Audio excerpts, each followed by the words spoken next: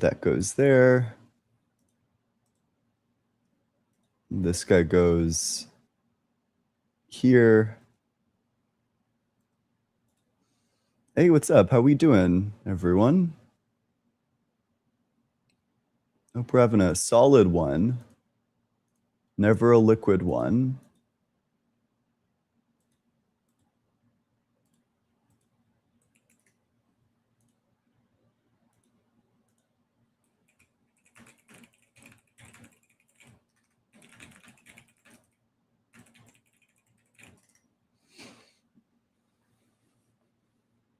I got to go bowling today. It was like a fun little work event. It was a great time. I'm very bad at bowling in kind of every sport. I'm not good at sports. I'm like very uncoordinated. It's my Achilles heel.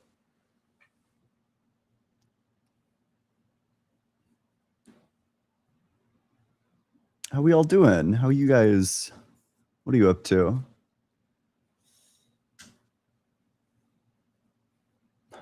Insanely tall. I'm not insanely tall. I'm like a bit above average, but no, I'm like 6 foot. I don't know if I'd say that that's insanely tall. I'm like, I don't know, I'm like tall-ish. There are a lot of people who are way taller than me. But regardless, yeah, this is what I wanted to yap for a while about this exact thing. Hold on, let me get my good notes up and going. Okay, is this readable? Can we all read this?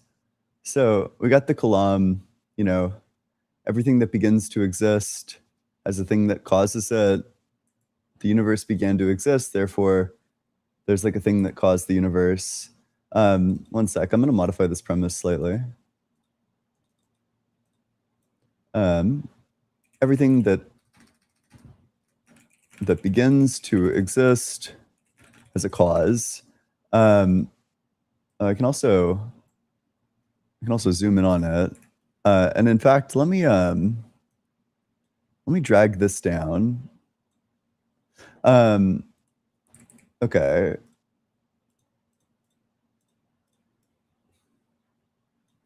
Ooh. Something like that, I think. Okay, so William Lane Craig has a specific definition of begins to exist. His definition of begins to exist is it's threefold. There's a time that the thing exists. There's no time prior to that time at which the thing exists. And then he throws in like the gerrymandered third criteria, which is very funny. It's oh, you know, I don't want to fucking hold on. Gotta be careful. Gotta be careful over here.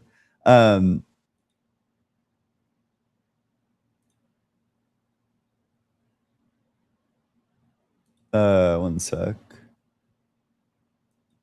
Okay. And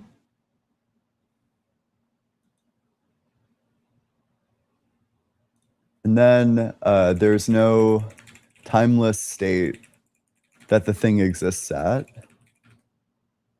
is the third one. And he needs this third one otherwise, because in William Lane Craig's model, he thinks that God has a first moment of time that he exists at, that there's a first moment of time at which it's true to say that God exists, because he thinks that God is timeless without creation, but temporal with creation. So he needs to add the third one on to gerrymander God into one of the things that doesn't begin to exist. So that's how he tries to exclude him. In terms of this this next argument over here, he wants to further motivate it like this. Oh, wait, let me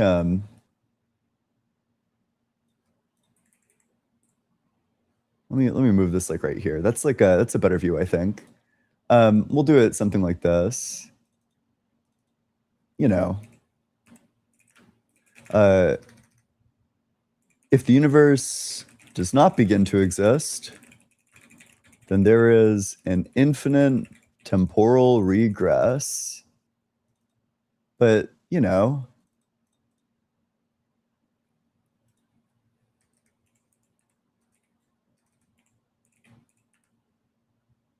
we can't have that. There cannot be an infinite temporal regress. Therefore, the universe must have begun to exist. That's the argument. The argument is like something like that in terms of like what he wants to say. Okay, but then, so what that arrives at is that we have, ooh, tragic. We end up with this. We end up with, you know, there's a thing. I guess like there's a cause of the universe. So we can do we can do a bit of reasoning about this first cause. One sec, let me open my journal.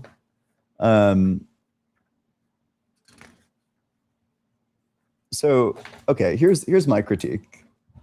Maybe I'll mark down up here, just like,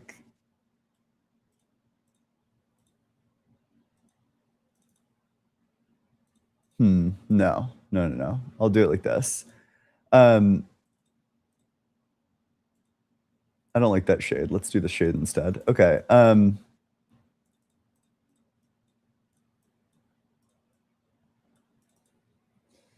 So I think that the Kalam faces a dilemma, which is this. We'll just do it as a dialogue tree. Does the first cause begin to be causally sufficient? And there's like two possible answers, right? Either yes, it does, or no, it doesn't.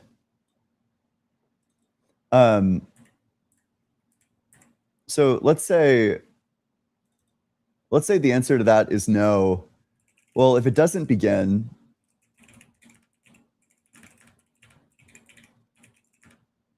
to be causally sufficient, then it is, or sorry, then the universe doesn't begin to exist. But you can't have that because that contradicts too. So this is like a spawn kill. If they say the equivalent question, what this question's actually asking, does God begin to create or is he always creating? Is basically what the question's asking. Does the first cause begin to be causally sufficient? Is just asking, okay, is God eternally creating? Is he eternally exercising his creative power?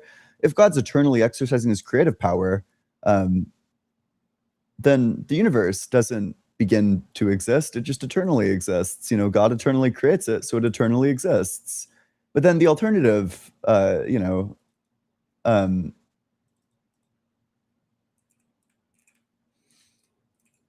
the alternative is that it does begin to exist.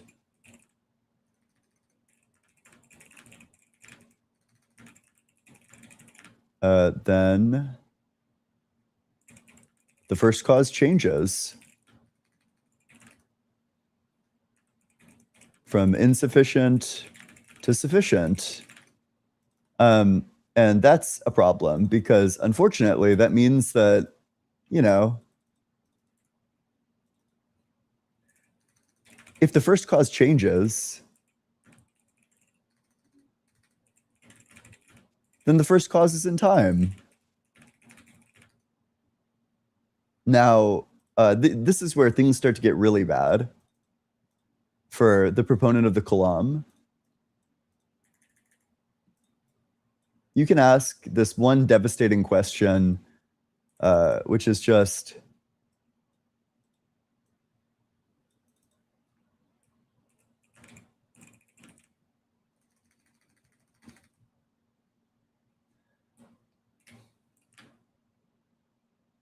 is there I think the question should be something like, is there an infinite regress of time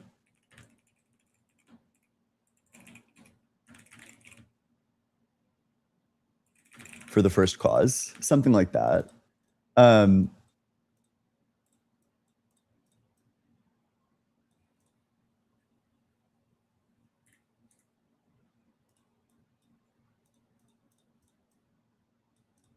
So two options, right? Either if the first cause is a temporal first cause, either there's like an infinite regress of time that it exists in, you know.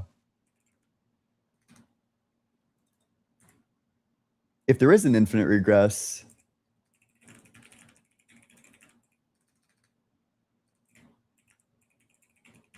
then the second premise becomes unmotivated.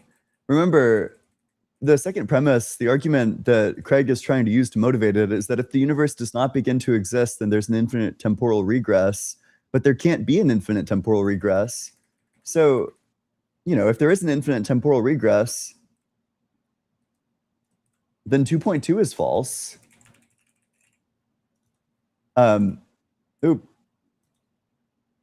Awkward.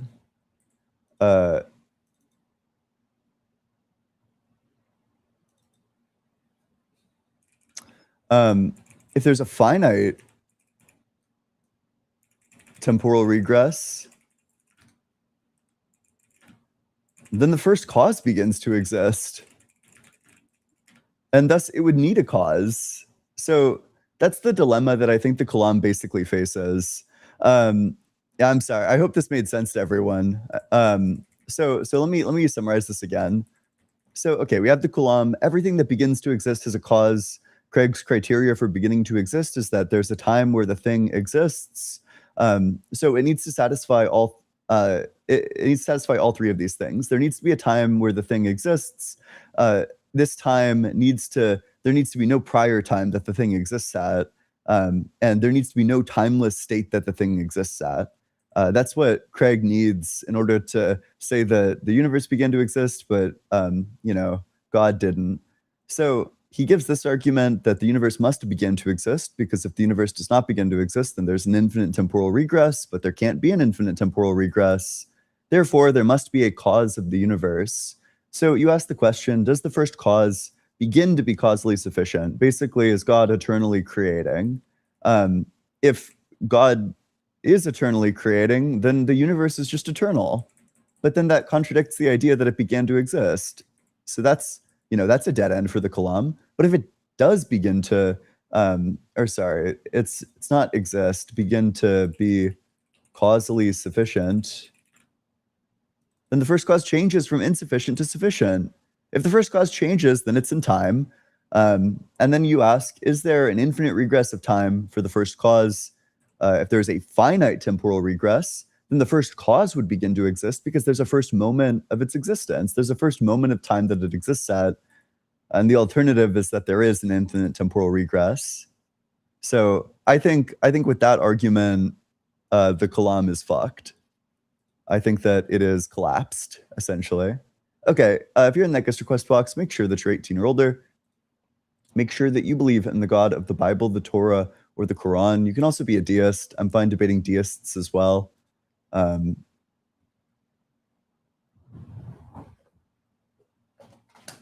sec, let me...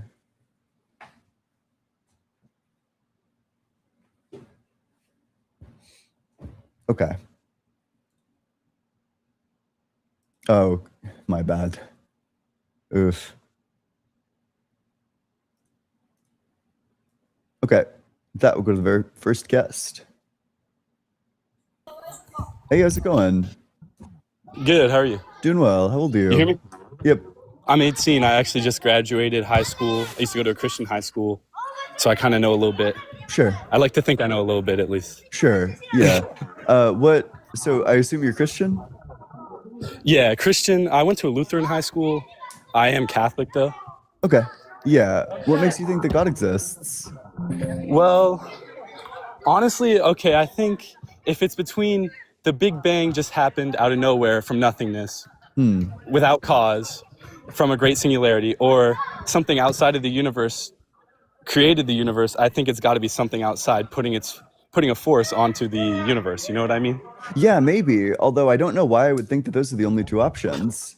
You know, the Big Bang could have been caused by something within the universe. There's nothing that states that it's the beginning of the universe. In fact, there was like a recent survey of physicists where they were asked about this exact question, and the majority of the physicists, it was like 70% of them or something, said in no uncertain terms that the Big Bang is not the beginning of the universe, or at least it doesn't claim to be.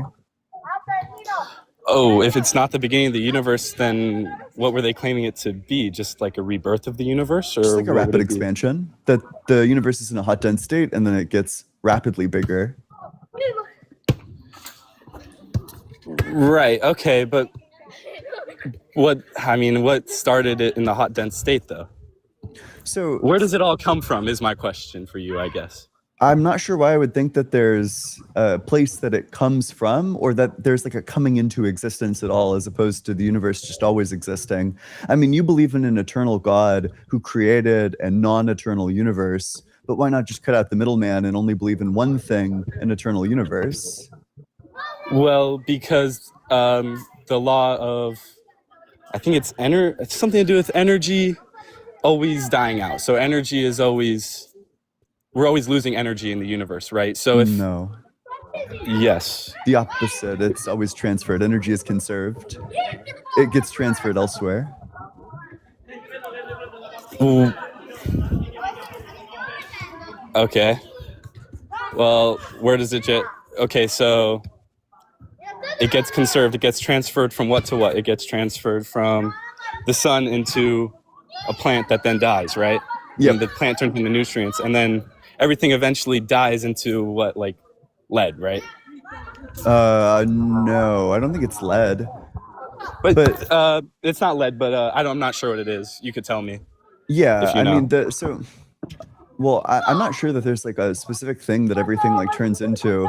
But I think we have good reason to think that the universe is going to, after a long enough period of time, that in the same way the universe is rapidly expanding, there's going to be a rapid collapse, which is then going to collapse back into a hot, dense state. So the universe could be going through infinite cycles of rapid expansions where, you know, energy transfer into dark energy fields leads to the rapid expansion of the universe. And then, you know, as those fields, as like the energy in those fields weakens, eventually gravity is able to overtake it in terms of force, and then reel space-time back into a big crunch, right. And then it will be into in a singularity again. Okay. Yeah, singularity is a specific term, but something like that.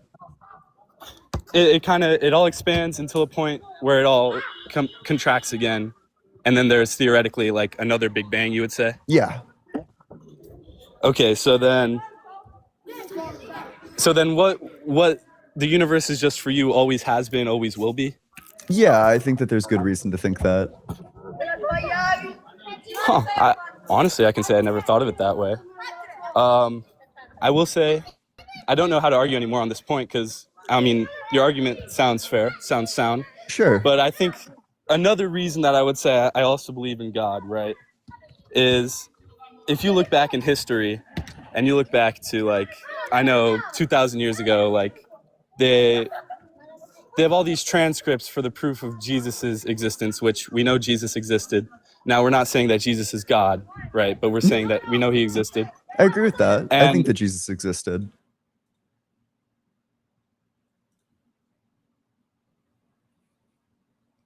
Oh, wait, sorry. I just totally... oh, gosh, I don't know why I did this. One sec. Sorry, Molly. I totally just fucking, like, closed all these things. That's my bad. Oh, you're good. You're good. Yeah, one sec. I have to reshare this to, like, a specific software. Okay, one of those goes there. One of these goes here. And I guess this goes here. Okay. Yeah, just let me know whenever you're ready. Yeah, ready. Okay, so I guess I'm just begging the question, why would there be so many original manuscripts that support Jesus' existence over 1900 when people like Caesar, people like any philosopher from the Greek times have like around less than 20 original manuscripts for all their works, and we take them at those words, but then when there's all this stuff about Jesus, we we always call it into question. So, You know what I mean? I don't think that we have. If you know of like some original manuscripts about Jesus, that would be really interesting to me from history. I Yeah, mean, it would be so like worth looking at. I mean, I agree. We don't have like original manuscripts. That's like an insanely high bar. I think the bar for evidence is much lower than that. And I think that our evidence, I think that we have, I don't know. I think that we have like probably fine evidence for Jesus existing as a person. I think that the evidence that we have for somebody like Julius Caesar existing is like way stronger than that, I would imagine, because we know way more about Julius Caesar's life than we do about Jesus's. do we though? Like tons more. There are very few details about Julius Caesar's life that are hotly contested to the degree, like the big chunks of it are sorted out, and I'm sure that there's like some disputes, but I would argue that's only because Caesar is not claimed to be somebody supernatural, right? So we take it for its word because it's more believable what he did, right? Yeah, I mean, I agree with that, but I'd be astonished if it wasn't just true regardless, that there's way more evidence for somebody like Julius Caesar. In fact, I mean, we have, so we can take one that I'm familiar with. I'm familiar with like the Historicity of Socrates. Socrates didn't write anything, but there's like a consensus that he actually existed. And, you know, that's because a lot of people at the time, a lot of known people at the time make the claim that he existed. And I think that that's probably sufficient for me, historically speaking, to think that somebody existed. But the question is like whether or not, yeah, go for it. Sorry, I'm just saying, you're saying that the agreement, the consensus of a lot of other people at the time that are known, having agreed that he existed means that he probably existed, or for you, he might have definitely existed, right? Oh, it's not really the consensus, but rather just like their characterization of him. Like, you know, you have lots of people like Plato and Aristotle and, you know, diverse people like Aristophanes and Xenophon who are talking about Socrates, and they're characterizing him in different ways, but there are like common characteristics to it. There's like always this common core. Right, and would you not say that the same exists for the 4 different Gospels about Jesus in the Bible? No, unfortunately not. There's a couple of things related to that, but one, the 4 Gospels don't seem to be contemporary with Jesus. If I'm not mistaken, I think the earliest one is written like 40 years after Jesus's death. About 30, yeah. Yeah, it's 30, 40, sure. Yeah, it's just not contemporary. It sounds like it went through like a couple links of telephone, and then there's also this problem in biblical scholarship called Markan priority, where it seems like the authors of Matthew and Luke seem to copy big chunks of Mark. You know, they told the exact same story in the exact same order. So, I mean, I agree that obviously like the mythology. Okay, are you just saying that they told the exact same story in the exact same order because you've read it, or because that's what you heard? Well, I have read it, but this is also just a matter of like scholarly consensus, Markan priority.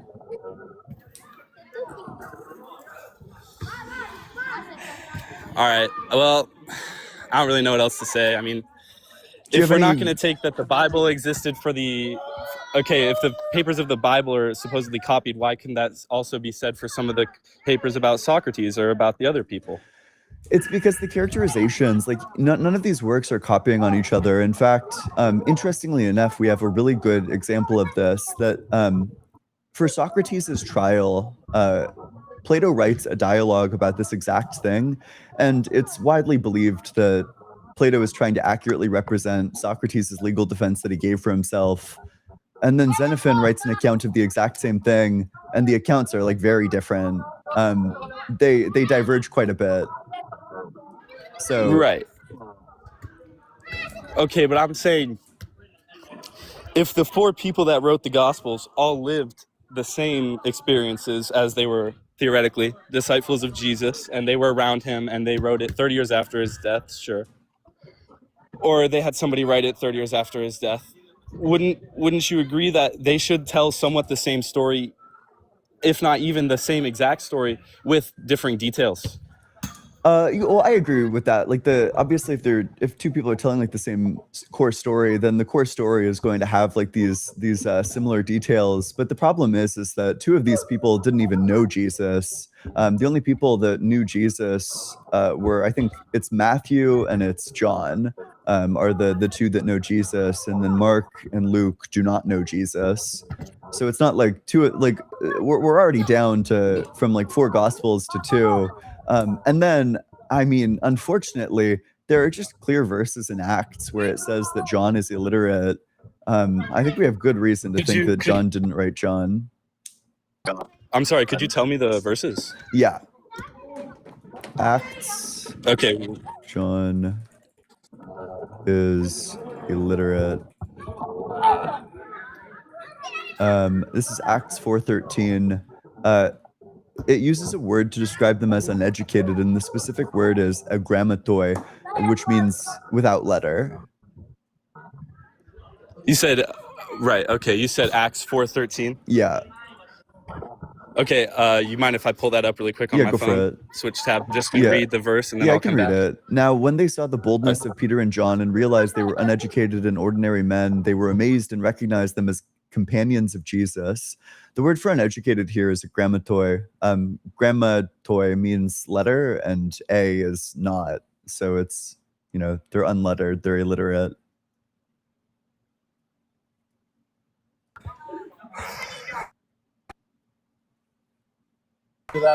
I suppose you win. I don't really have any more things to say on the topic. I'm going to look more into that. Sure. Thanks, I suppose, but I don't know. Sure. Just trying to beg the question, If there's any doubt in the mind, I think looking into that is what you should do. You know what I mean? Sure. Yeah, absolutely. But thank you for your time. Yeah, certainly. Well, hey, thanks so much for coming on up. I appreciate you. All right. Appreciate you. Thank you. All right. Catholic Thinker, thanks so much for the super chat. Would love to debate you on justice. Would a normal live be okay, or do you want to keep it to the God topic? Probably keep it to the God topic, unless it's like related to the God topic. Yeah, we could debate on justice, although my views on that aren't particularly strong. I just think that there are cases that are very hard to account for without some like retributive view. If you want a great example of like a case that fits this description, the Internet Encyclopedia of Philosophy page on retributive justice opens with a case of exactly this sort, where you can't really account for it in terms of like consequentialist views of justice and punishment. It kind of seems like they need to be like deontic. Otherwise stuff goes wrong. Or at least you end up with like very unintuitive conclusions. Dr. Fudge, thanks so much for the super chat. If you're not 7 feet tall, you're wrong about everything you've ever said. Sorry, it's just science. Dr. Blitz will confirm. Dr. Blitz looms over me like the big green giant or something.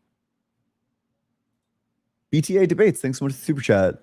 Yo, Ian, what program do you use to organize your notes in that format? I use GoodNotes. GoodNotes, it's pretty cool. It's quite good. I appreciate it. Grimlock, thanks so much for the super chat. No notification is blasphemy. Also hydration. Did I not notify? I did notify. What the heck? Sure. If you're in that guest request box, make sure that you're 18 or older. Make sure that you believe in the God of the Bible, the Torah, or the Quran. You can also be a deist. That's fine too. Just no gibberators. You need to believe in like something like a mind that created the universe, a personal ultimate foundation, something like that.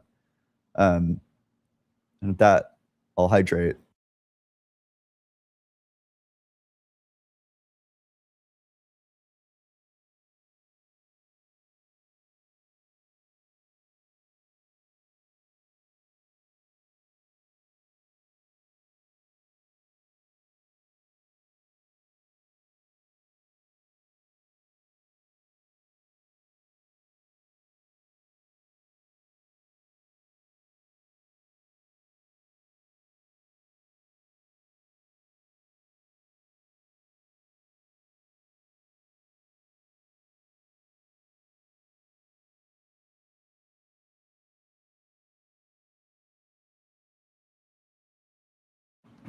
Okay, let's go to the next guest.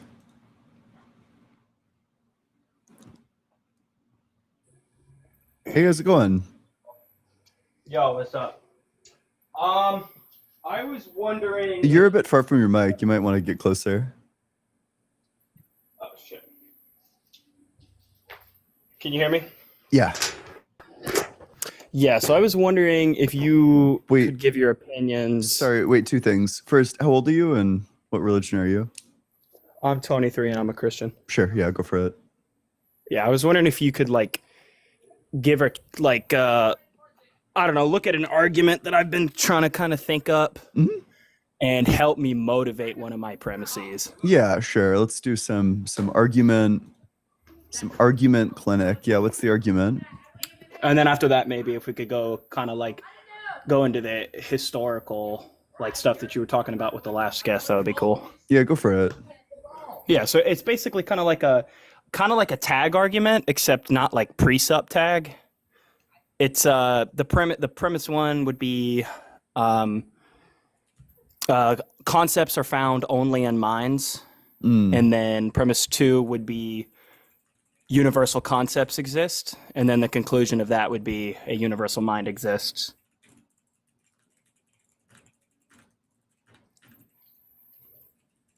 So there's a couple things to say about this. One, I think either by concept you mean like some sort of like mental representation of things. But if that's what you mean, then 2 is just false. Like there wouldn't be universal mental representations. You can represent things that are universal, but the thing, like the concept is not the thing that's being represented. You have like the representation, which is the concept, and then the thing being represented. The thing being represented can be universal, but I don't know what it means to say that the concept is. And then also, the looming problem, which is that this is like a non sequitur. No, so would it kind of work as like an inductive argument? No. No? Okay. No, an inductive argument would be something to the effect of like we have all these like data points.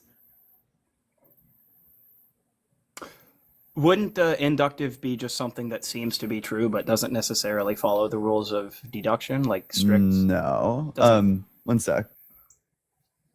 So an inductive argument is an argument where you say we have all these data points. Every time I've ever seen a lemon, I've been able to chop it in half. So I can inductively infer that this lemon in front of me, I can chop this one in half as well. Okay. That would be like an example of induction, is that it's held in all these cases. Or like classic example, every day I've been alive, the sun has risen, so tomorrow the sun will rise too, is an inductive inference. Okay. Could I say something to the effect of all concepts exist inside minds, universal concepts exist, and then the conclusion of that would be the universe exists inside a mind? Would that be deductive and follow? Would that be not a non sequitur? No, that would also be a non sequitur. And then it runs into the problem is that there doesn't seem to be you have like P and then you have Q, and then from that you try to infer like Z, and it just doesn't follow. You should look into like some inference rules, like if thens, if X, then Y, yeah. X, therefore Y, or something to that effect.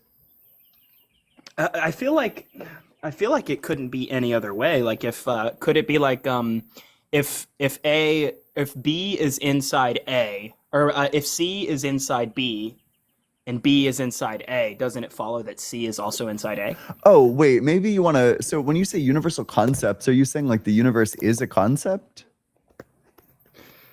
I guess, kind of, yeah.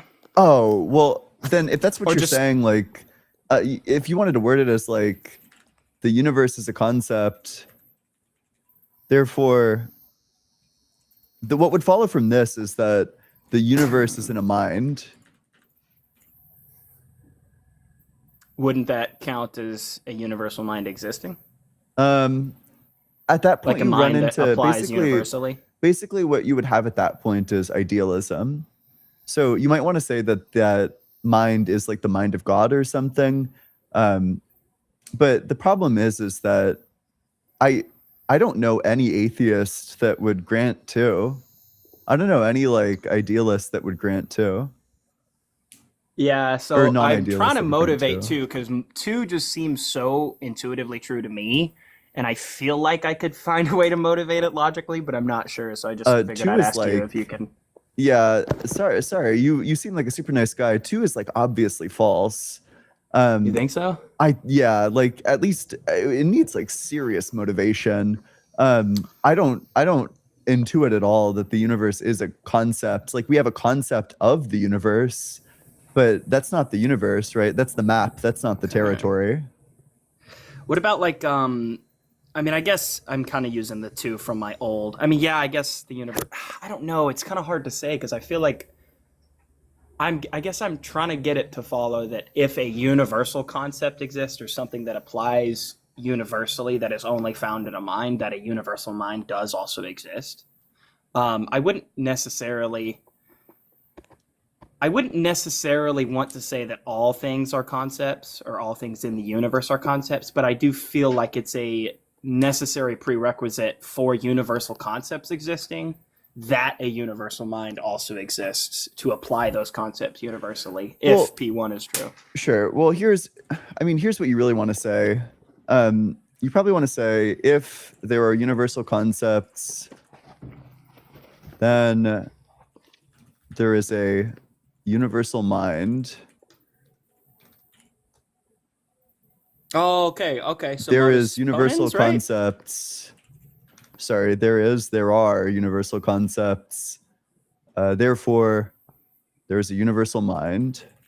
And this is why I came on the live. Thank you. Okay, Yeah, perfect. when you Okay, so say- now I guess I'm confused though. When you say like, so when you say universal concepts, do you mean like concepts that everybody has? I mean, so how I think of a concept is I think of something, it's just like a mental construction, is how I Yeah. think about it. It doesn't exist physically, but it does exist. The example I use is like the laws of logic. Like you can't touch them, they don't exist physically. But if you removed all minds, all human minds and all animal minds from the universe, it seems that the laws of logic would still apply. So what would be true in that case? You need to distinguish between like a statement and like the truth conditions for that statement. So a view that I I don't think know what is that like, means. Can you explain yeah, that? yeah. So, let's take the sentence, the cat is on the mat. There are truth conditions. There are like conditions under which that sentence is true. That's true if the cat's on the mat. There is a thing that makes that sentence true. The question becomes what makes the laws of logic true? And I think that the atheist could even like a physicalist could say that there are like structural properties of the universe and that the laws of logic are just an abstraction of those structural properties. That what makes the laws of logic true is that there are structural relations between things and that those structural relations are still going to exist if minds don't exist. So the truth conditions for the laws of logic are still there, even if there isn't like a mind there to conceptualize it, because the laws of logic are just abstractions. So you wouldn't say that the laws of logic exist. You would say that the rules of the you material things and how they interact with. Are you asking like right Okay. now? Do they exist?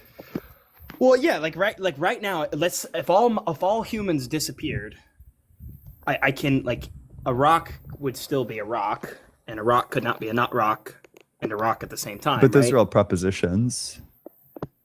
So Propositions. like a statement about a thing, like laws of logic govern statements about things.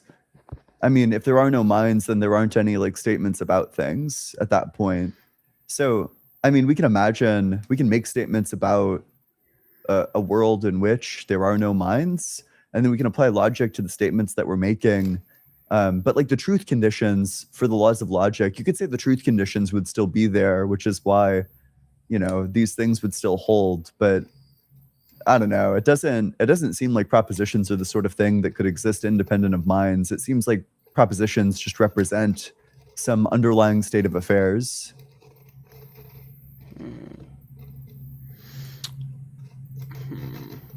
Okay, so let me kind of go in a little bit of a different direction and say that, like, if like, do you believe in evolution? I mean, I Yeah. believe in evolution too. Yeah, but, I believe in evolution. let's say there is only evolution, right? In That terms of would like mean how we that our got here? minds. Yeah. Sure. Okay, that would mean that our minds are only ordered towards knowledge, correct? Or not towards knowledge, towards survival, right?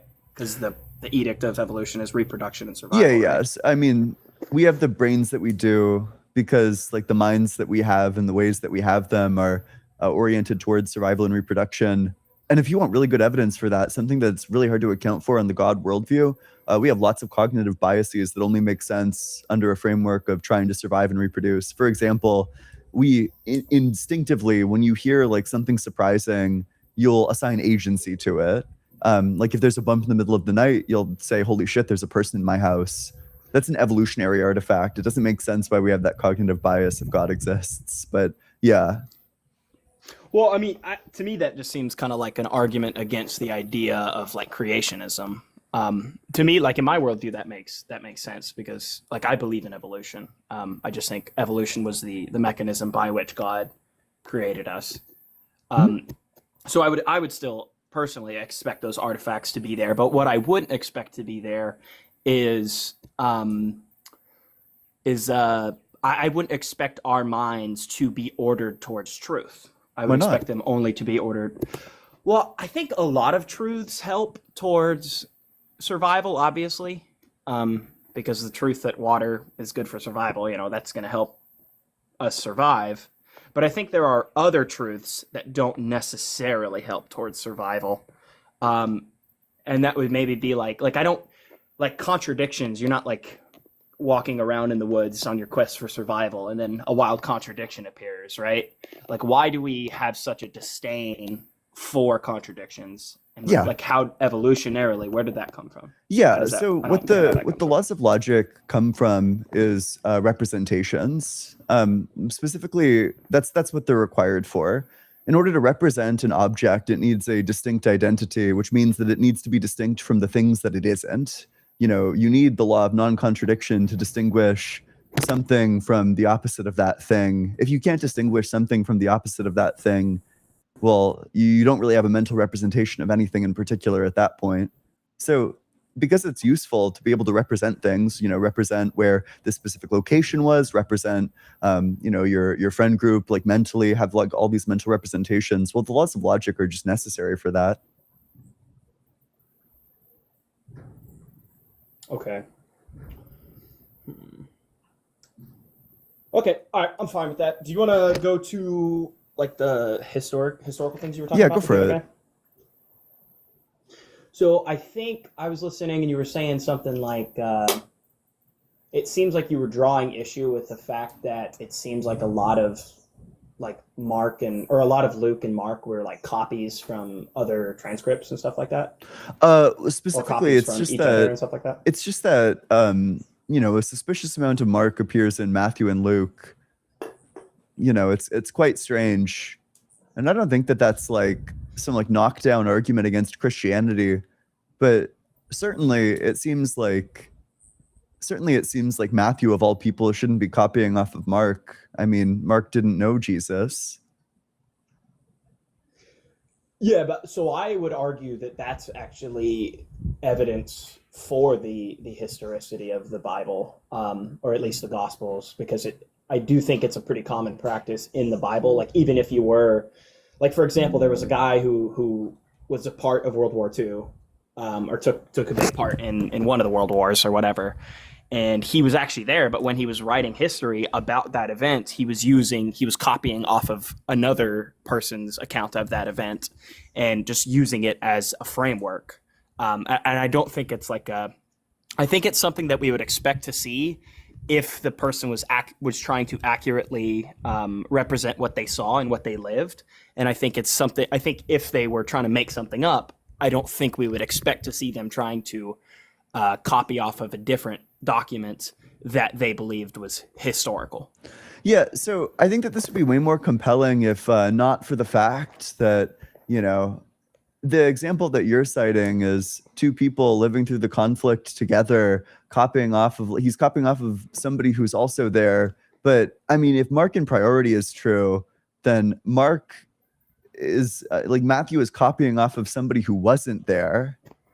That's quite baffling to me. I don't think you necessarily need to be there to give accurate history about something. Like, for example, there's a bunch of like female historians who wrote a bunch of stuff about the world wars, and they obviously weren't like taking part, but they were like going around and like talking to people and interviewing and gathering information and kind of just combining them all into a summation of the story and then writing that down. And I think that's a pretty common practice. Yeah, no, I think it's fine to be like a historian and gather sources together, but it's so weird that if you're a primary source, you're going to be getting your information about the event that you were a primary source on from secondary sources or like tertiary sources.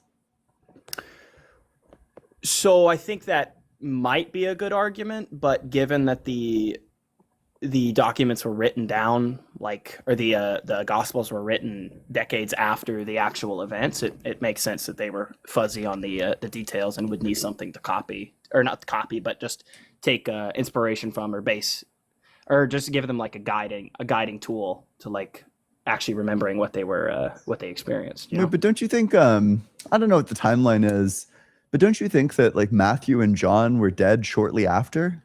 Don't you think they get like martyred pretty quickly?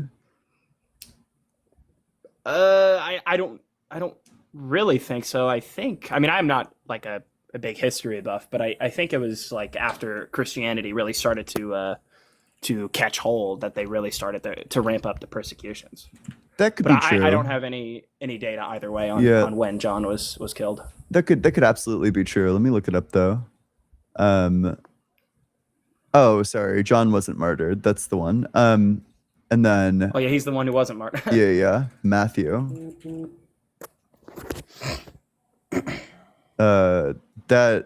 Okay, sure. So that seems like a problem because apparently the scholars think that he was martyred between 60 and 68 AD. So if he was martyred before his gospel got written, that would be a problem. But I don't like if he was martyred, like if they have a range there and the range is 70 AD, that would be 40 years after. What's the 40 years after the? I don't usually explore this route, but what's when was Matthew written? I don't have this stuff off the top of my head. Yeah, it seems unfortunately to be like outside of the range. It's between like 70 to 90. So they like kind of the most generous interpretation towards when Matthew gets martyred just misses the most conservative estimate for when it was written. Okay, well, I'm not sure. I'll have to look into it more. I yeah. guess. There was something else I wanted to talk about. Okay, so I think there's an issue, or not necessarily an issue, but I just kind of want to run this argument. I think that the reason, I think the evidence for, basically, I think the only reason that somebody would reject the resurrection and accept the crucifixion and the other details as historically accurate would be because of their priors. And that's not necessarily a bad thing, but I do think that is what happens. Because, I mean, for the most part, most of the information that we have on Jesus's life is Matthew, Mark, Luke, and John, and Acts, and a few extra biblical sources, and then church tradition. Like, that's the most of the information that we have on Jesus's life. And that same information, most of that information also has a resurrection account. Yeah, so I think that it depends how inclusive we're being with priors. I mean, if you take priors to include like, well, I mean, surely you would be excluding the evidence. I think the evidence is quite bad, but I do think that the priors, like when you combine like the bad evidence with like the fact that your priors should be in the gutter for claims like this, I think that becomes like quite devastating. You know, I had a friend in middle school who told me two things. You know, she told me that she was a black belt in Taekwondo, and she told me that she had the power to turn into a wolf. And I believed her when she told me that that she can do Taekwondo. You know, that people have that. That's a real thing that people do. You know, a lot of people are black belts. They give black belts to like literal like 6-year-olds in Taekwondo. You know, this could be anyone. But I didn't believe her when she told me that she has the power to turn into a wolf. That's bullshit. That's like an incredible claim.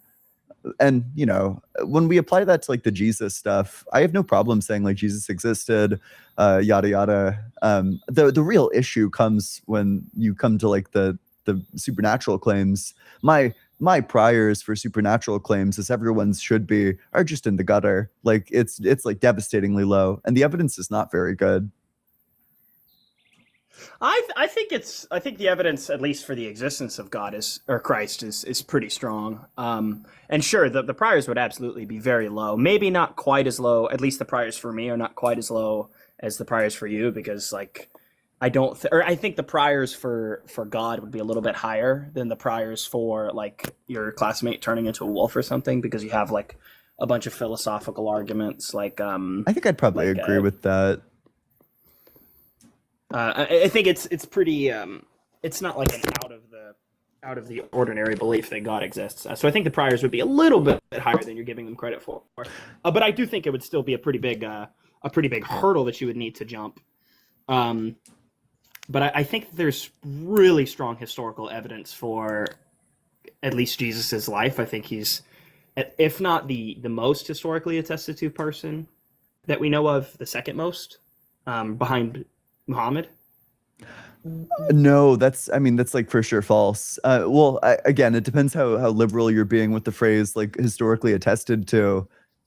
I mean, if you're including like people attesting to him that live like hundreds of years after he does, then I mean, maybe that's true. Christianity has certainly been influential. But if what you mean is like contemporary sources claiming that he existed, well, you have like basically none of those. No, I'm not saying like necessarily the most contemporary sources, but I do think like the amount, how strongly the claims that were made in the Bible caught on. I think that's maybe, at least if bad evidence, it's at least some evidence for the truth. I don't think that's like very good evidence. You know, I don't think the facts that like a conspiracy theory. I retract that. Yeah. I'm kind of just talking at this point. But there was one more thing that I was trying to talk about in regard to the historicity of it. Okay, so I think if you remove, like in history, if you remove the what's it called? It's like the something of analogy, the principle of analogy. If you remove the principle of analogy in history, I think there's a really strong case for Christ as God, and I do think the principle of analogy would be just dogmatic. What's the principle of analogy? What is that? I think it has something to do. I think it basically says that in history we do not count something, or we reject something if we have nothing to compare it to today, or something like that. I'm not entirely sure. If you could look it up, we could get some more light on that. I don't know if I hold to that. I think it depends. Like if we had. Let's say that you should probably look up the principle of analogy. You'll get a better. Yeah, well, I think I could like certainly imagine. So, for example, you know, let's say that we have let's say we have 500 documents contemporary to Jesus's time, independent people attesting that he rose from the dead, signed with their names. These people are willing to die for it. Like I would have a massive update in terms of how likely I am to think that Jesus is God. Like, I think I would probably just be Christian at that point. Okay. And then one more thing, and then I got to get back to work. So I think there's a really strong argument to be made for the existence of God in kind of like a super loose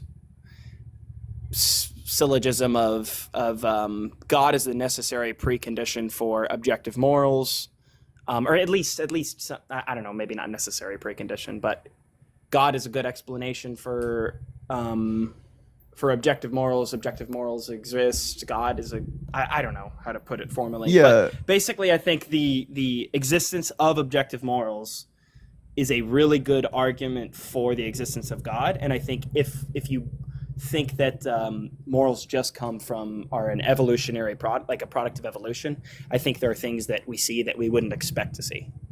That's fine. Well, I mean, so this seems to be, I actually have no idea what data point you'd be citing. It sounds like any data point about like how people behave. If you're speaking of like, you could be speaking of one of two things. Like one, what people intuit to be moral, or two, what we all have reason to do, like something like that. Like if you're making like a descriptive claim that descriptively people think that, you know, some population of people think that this is the right thing to do, and that's really surprising given evolution, or like the normative claim that there actually are objective ethics and that we all ought do these things. Yeah, it would be the normative claim. I do think I mean, I guess it depends on how you define objective, because technically, depending on who you ask, God would be a subject, but that's neither here nor there. I think there are normative realities, and I think if there were not normative realities, I think what you would expect to see the general ethic move towards is something like utilitarianism. But I certainly wouldn't expect to see, if evolution, or if evolution was the only thing at play, I certainly wouldn't expect to see people looking on a young, fertile woman giving her life for an old, elderly woman as like a good thing to do. Wait, what? So sure. I heard you. Wait, do people think this? If I'm just using like my moral intuitions, because what you just cited is a descriptive fact, by the way. Like that's not a normative fact. The fact that people think this is a good thing to do isn't the same thing as like the fact that like she ought do this. Yeah. But I was kind of talking out two sides of my mouth. I personally believe that objective ethics exist, like normatively, but I think descriptively we can see, like if I were to go and give my life for an old man, I think almost all people would, like nowadays, would look at that and be like, wow, that's such a good thing to do, and like praise me and give me honors and give me some big funeral or whatever. I think we would all look at that thing as a good thing, even though evolutionarily it seems counterintuitive. It seems like to go against what would be evolutionarily good. Yeah, there's also the factor that, I mean, evolution didn't factor in people living to old age, that the majority of people that died would have died at like the age of 40, where you're still very, fertile and able to reproduce. So I think that the evolutionary mechanisms would have just evolved to select for self-sacrifice behavior, since the only adults that you could self-sacrifice, the only people you would self-sacrifice for are adults who can still have children, or like children who are going to grow into adults. So I think that is evolutionarily explained. I think that would be, but I don't think going the opposite. I think it would be evolutionarily explained for an adult to sacrifice for a young person, but I don't think it would be expected under evolution for a young person who's fertile sacrificing their life for somebody who's not fertile. I don't think we would look on that thing as a good moral thing if our morals just come from evolution. No, like I heard the argument the first time. Maybe my response was unclear. People didn't make it to the age where they became infertile very often under the conditions that our moral intuitions evolved from. Our moral intuitions were shaped purely in an environment, like the moral principle that these people are acting from is not sacrifice myself for infertile person, it's sacrifice myself for fellow adult. Like that would be like the moral intuition. Okay. Do you think that evolution wouldn't be able to select more accurately and put it in our ethics to where we only want to sacrifice ourselves for fertile people? That wouldn't have come up for evolution very often, insofar as the only people that you're going to get the opportunity to sacrifice for is going to be people who are fertile. Okay, that makes sense. Like there just aren't like these old people around when we're like hunter-gatherers or whatever, and we're evolving our moral intuitions over like hundreds of thousands of years, millions of years.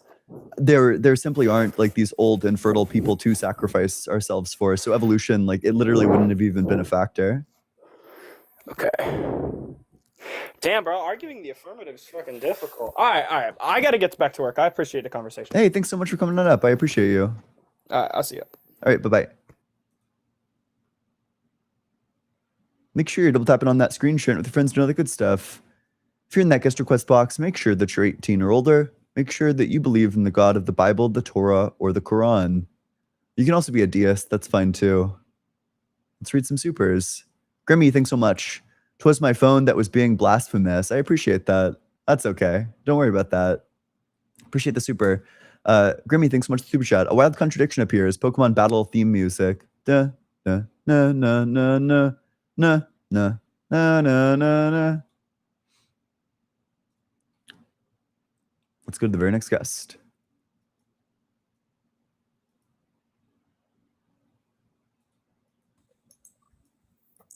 Hey, how's it going? Doing well. How about you? How old are you? 21. Sorry, 22. And what 22. religion? Catholic. Yeah. What makes you think that God exists?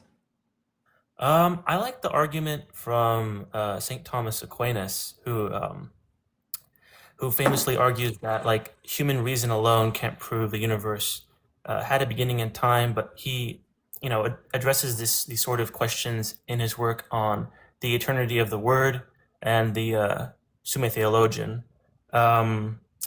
He says that there's no contradiction between the idea that the world is both created by God and completely eternal, which I found interesting.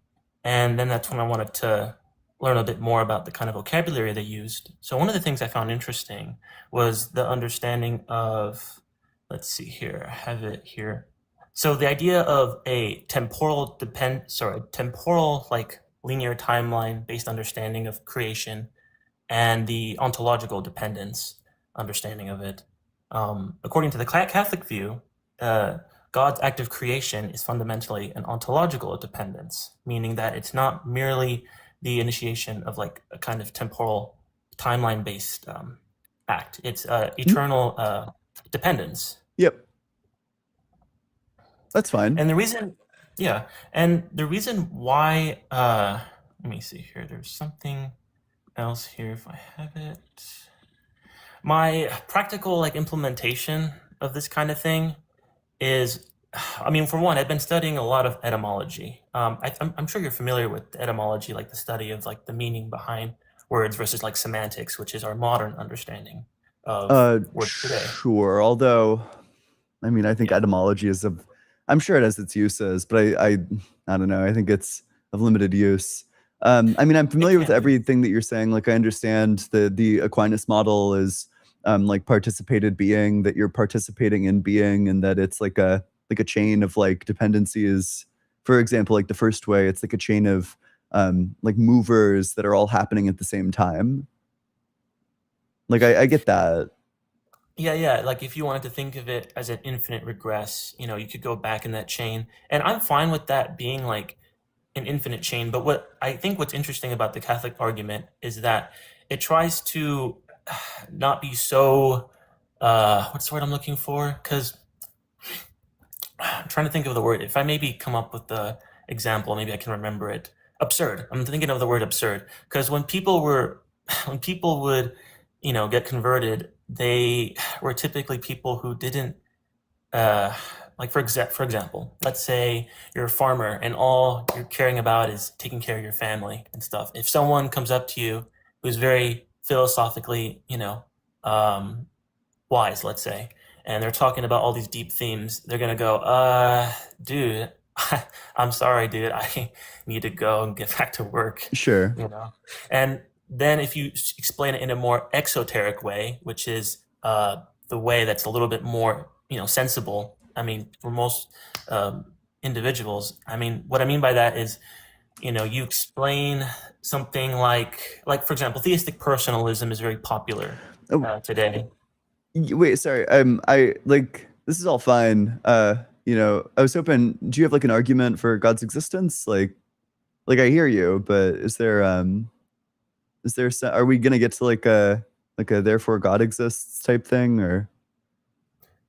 Well, yes, God exists, and the way so what do you mean? Like when I explain the understanding of God in the Catholic view, would that be That's your position, but that's yeah. not like just saying like, well, I think that God creates by being That's right. like That's right. being Oh, so itself sorry. that we like Oh, participate no. in. Like that doesn't motivate me to Yeah. think that God exists. The fact that it's your view.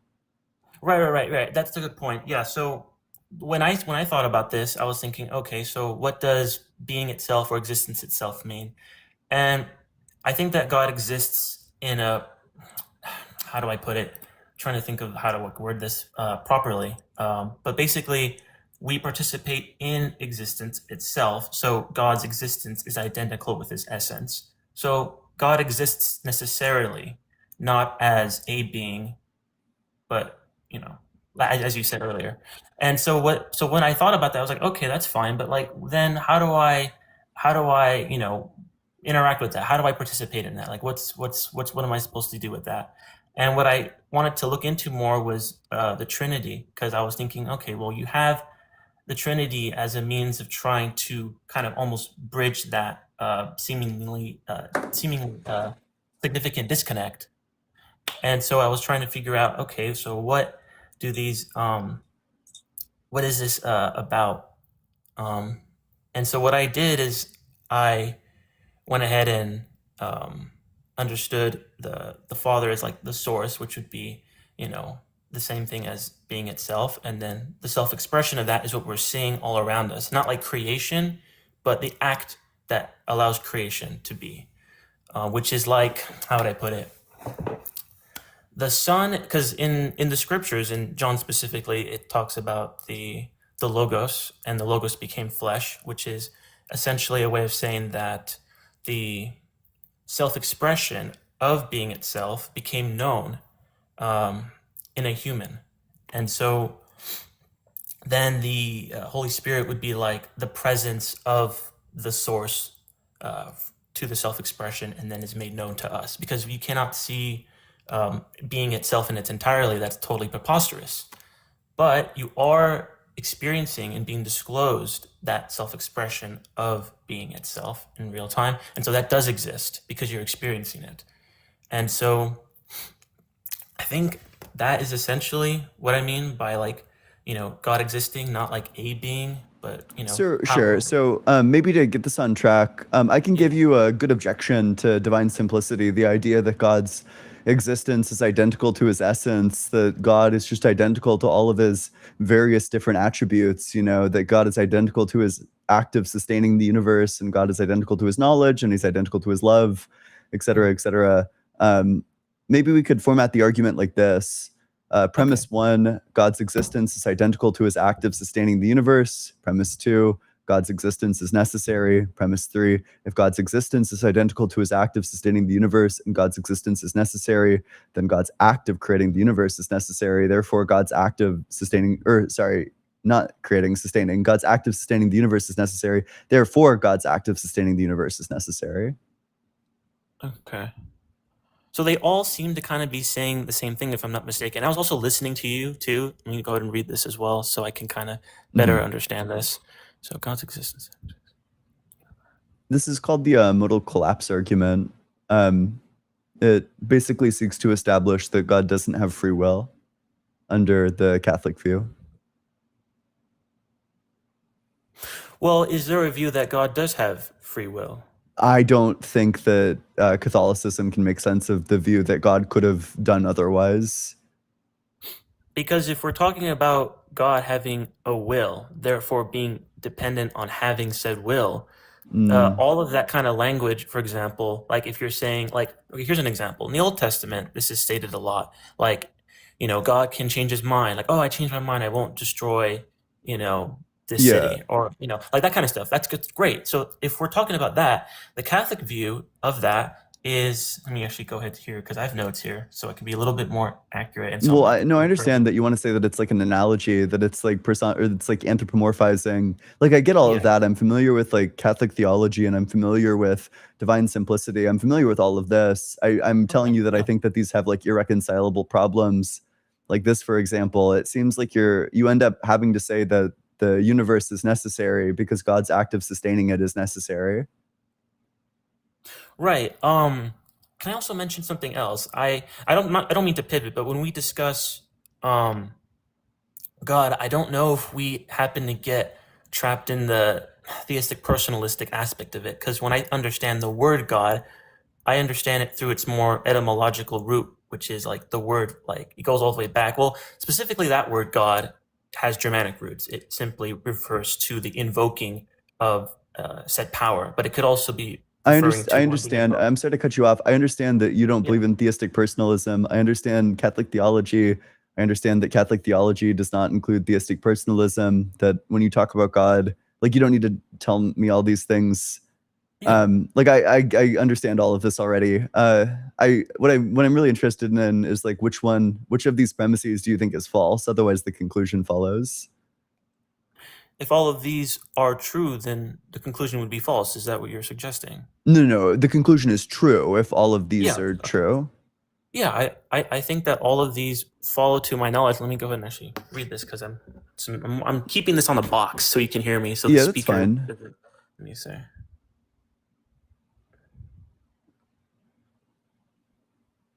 The upshot of this, like, if you accept the conclusion that God's act of sustaining the universe is necessary, you end up having to say that God doesn't have free will, and that God couldn't have done otherwise, that there is no state of affairs where God could have existed alone, that God just, you lose the ability to say that God created freely in any meaningful way, which is a piece of Catholic dogma, that God created freely.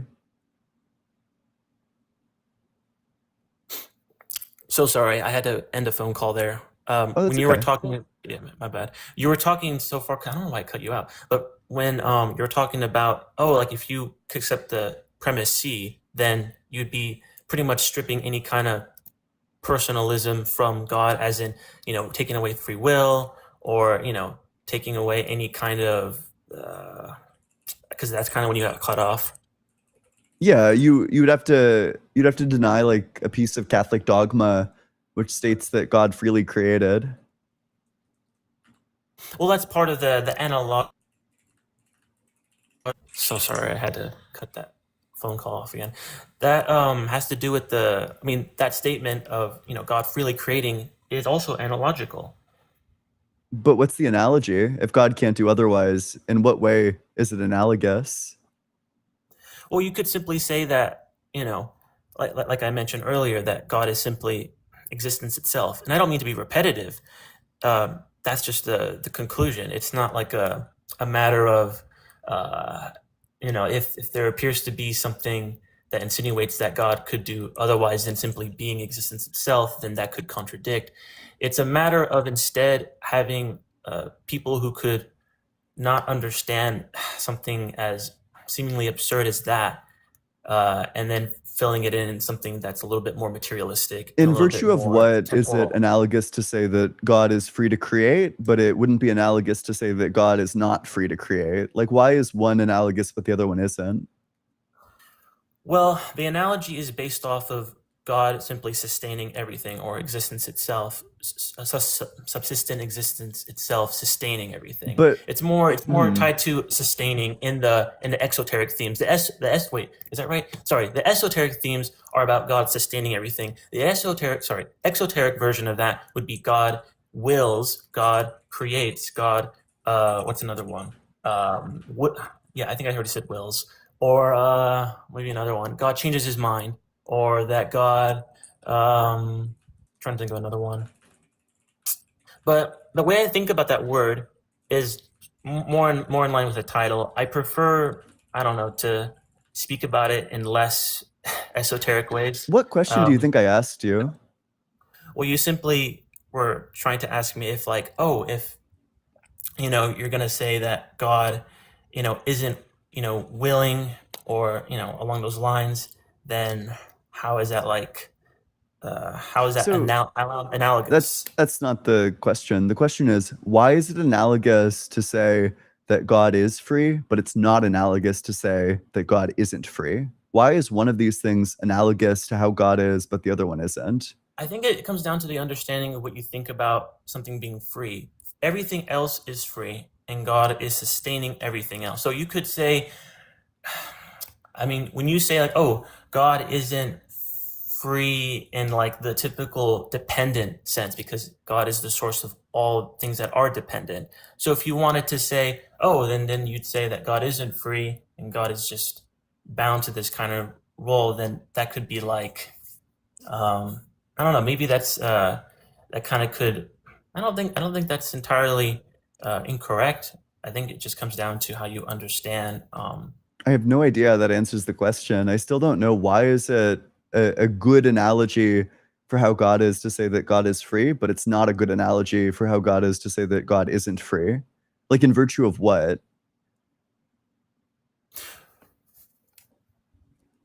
So, could you break that down a little more? So Yeah, I think like what you're some trying to talk analogies about. can be accurate, some analogies can be not accurate. I'm wondering, you know, is there like some common core that God shares with being able to act free that he doesn't share with not being able to act free?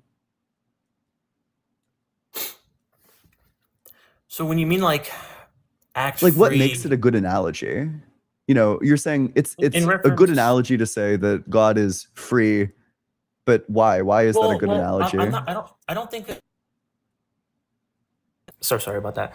I don't think I'm trying to say that it's a good analogy that God is free to do something. I'm simply saying that that analogy is used to assist in understanding God But in a more theistic, personalistic way. Does how that could make it sense? possibly be used for understanding if it's not a good analogy? Because that was kind of what they were working with. They didn't. I'm under the impression that most um, individuals in the past, given that they were more focused on less philosophical themes and more materialistic themes, would lean into that, even if it wasn't entirely accurate, which is a shame, but that was what they did.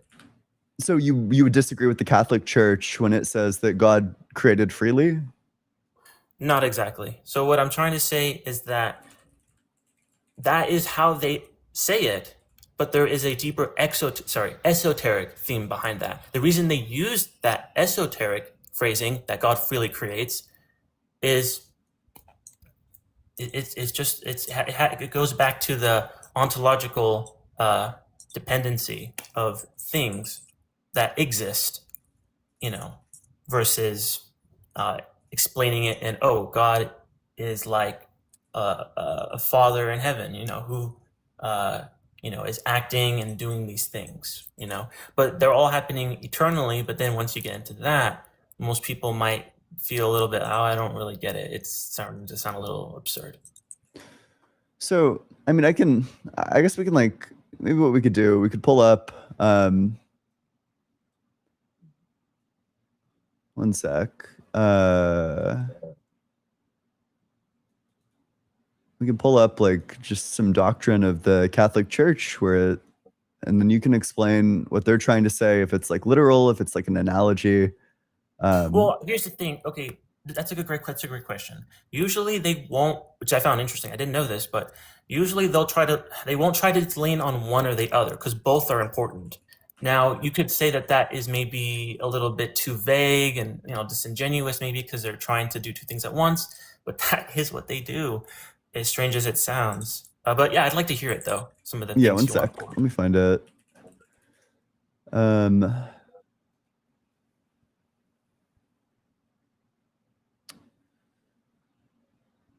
Define freedom. Oh, one sec. I bet. Gosh, I guess I just have to go to AI for it. One sec. I'll find it quickly. No problem. We're in Catholic dogma. Is God's freedom affirmed? I think Catholic Thinker sent it to me once. I could be mistaken. But I mean, so are you saying that it's both? Is like your understanding that it's both literal and an analogy? They're using both because we're simply It can't be both. okay. So here's what I mean by that. So here's how it's understood. When you're talking about God's free will to create, they're using limited human language and understanding to talk about something that is more deeper, like God eternally sustains. But they'll use both because not everyone can maybe wrap their head around the latter, which is that God eternally sustains, and then they're like, well, then what am I living for? What is what is worth living for, and understanding that? And so then that's where the more moral aspects of that come in.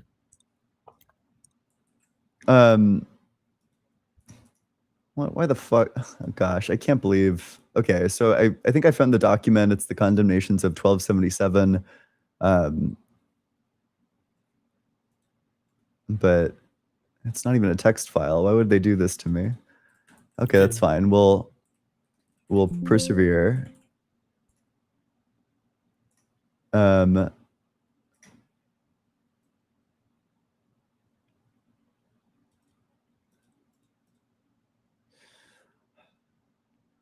So, damn, I see on the Wikipedia page for it, they stress the traditional Franciscan themes of divine omnipotence and divine freedom, which formed part of Occam's first thesis. But I'm trying to just pull up the original document. I don't know why it's so hard to find. No, it's all good. I mean, I'm trying to think. If I'm not already following you, maybe you could send me the document too, you know? If I'm not already That's okay, I'll find it. Okay, yeah, it's all good.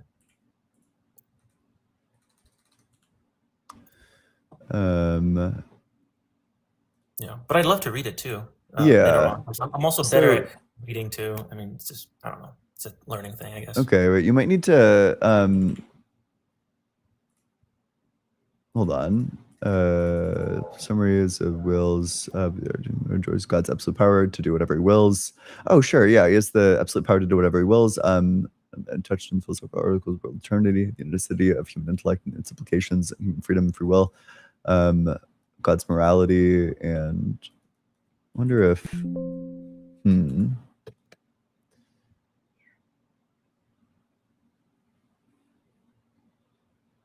Oh, okay, this is the one. It's the First Vatican Council. I'm sorry. I don't know why. I don't know why it was being so elusive. No, it's all good. No.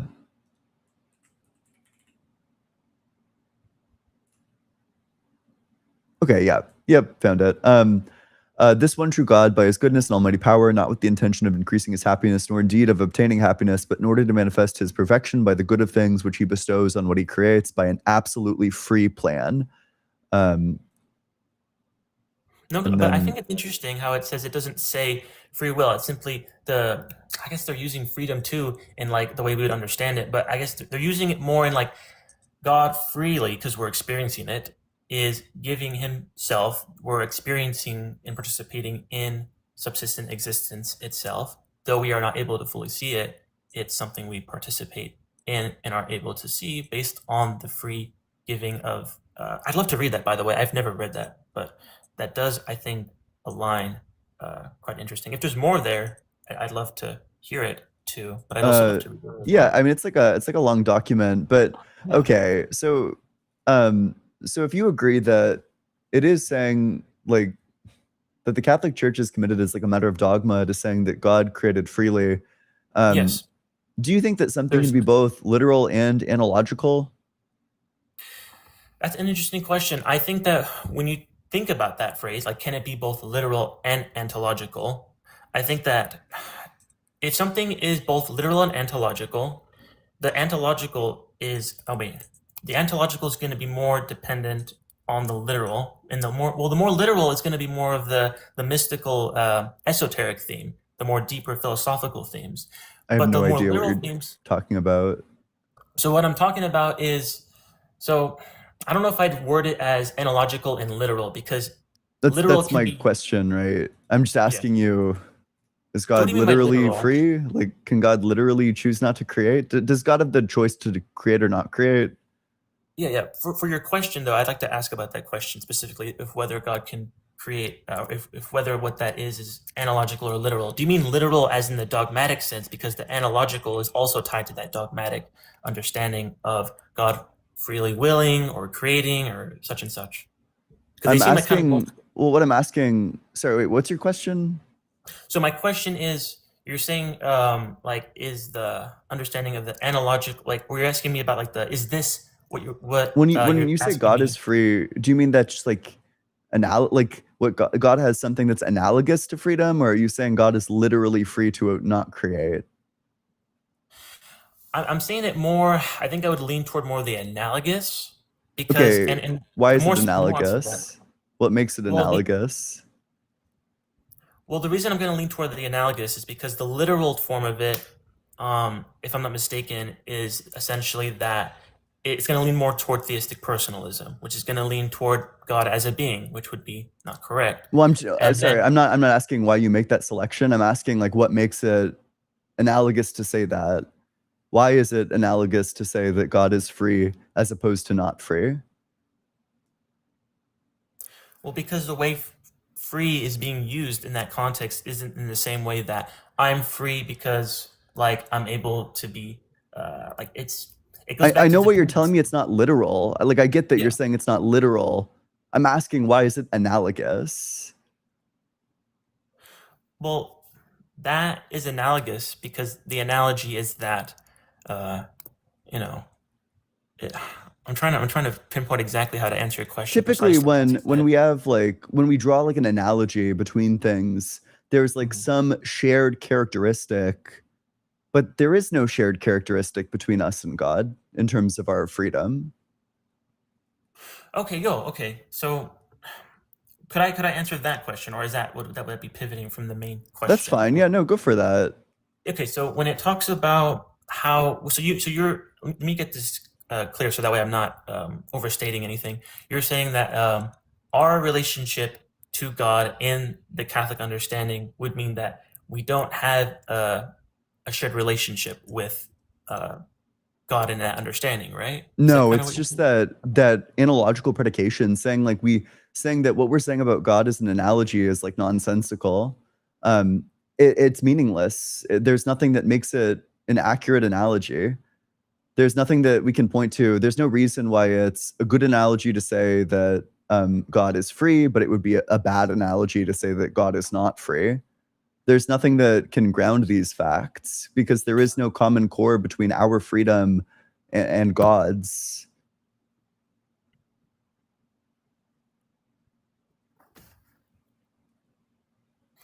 Well, when you say God is free, what exactly would you mean by God is free? Something like he has like a choice, but it seems like he kind of just doesn't. Maybe something like, he deliberates on what to do and then selects, but he doesn't do that. But then why is there an insistence on something on those lines? Like, why is there a necessary? Why is there a reason for then God having to act in that matter in a more? I'm so sorry, I might have Because got cut otherwise off. it doesn't mean anything to say that God is free.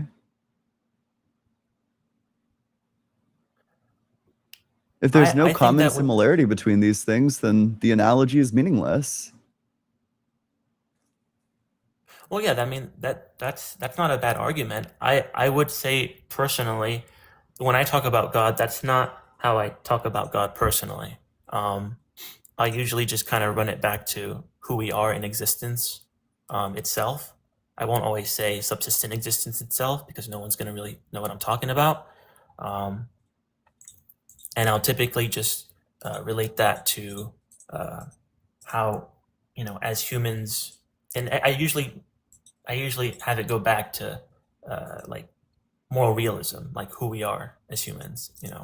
Sure. Although this just kind of seems to have, I don't know, like this is kind of my problem with analogical predication is that I have no idea. It doesn't seem like there's any basis for saying that something is a good analogy.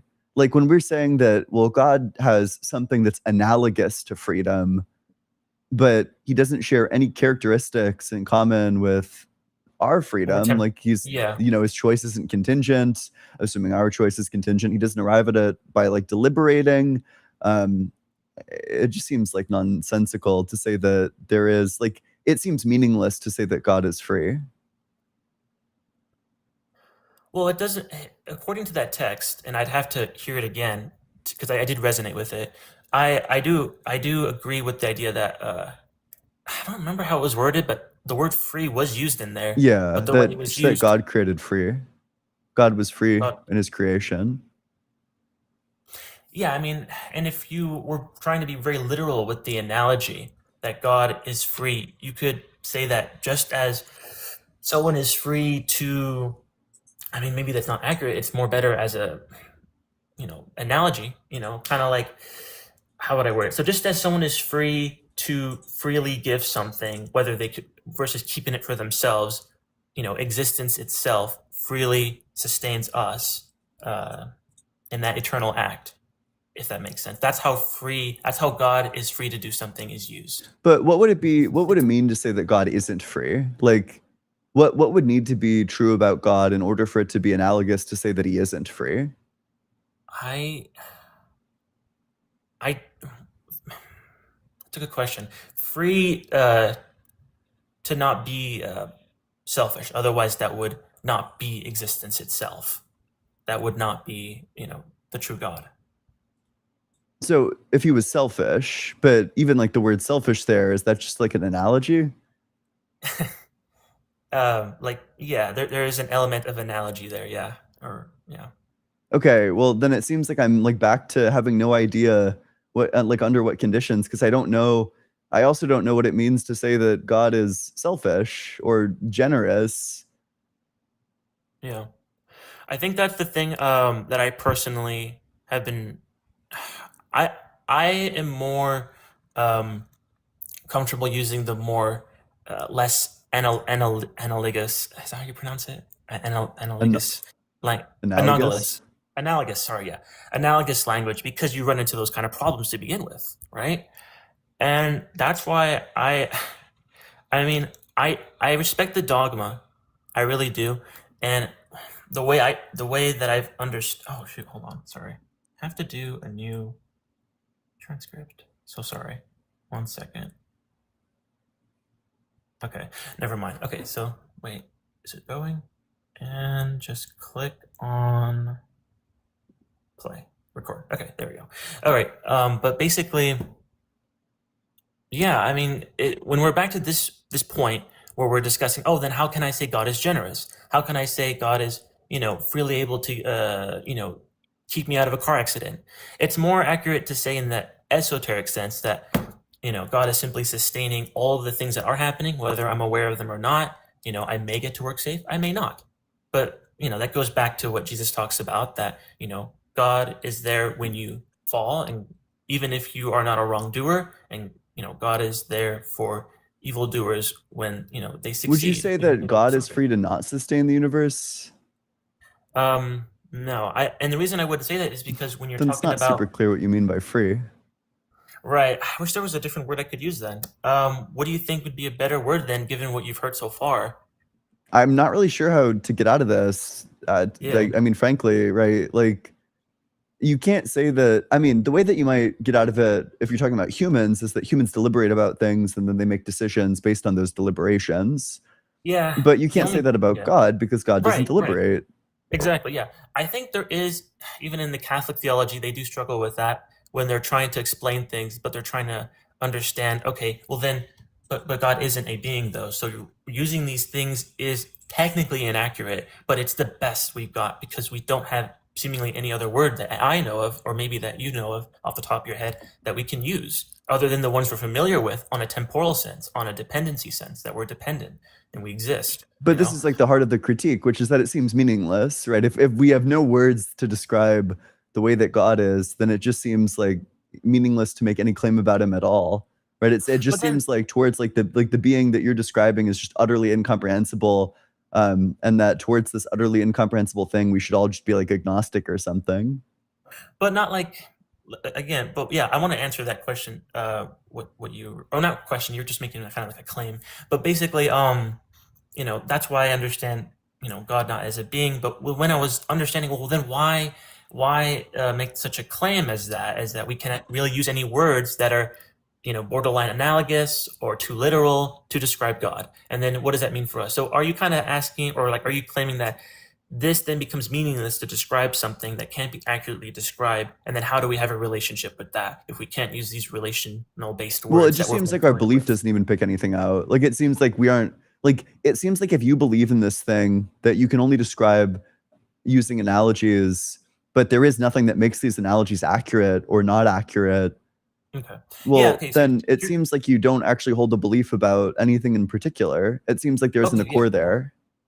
Okay, so then that's where I would then say this is these are not entirely literal to how one ought to talk about the true God. So then I would just rather talk about God as existence itself and limit it to that more brute fact level, and then how we relate to existence itself as objective, is not dependent on the mind, as independent of the mind, and how we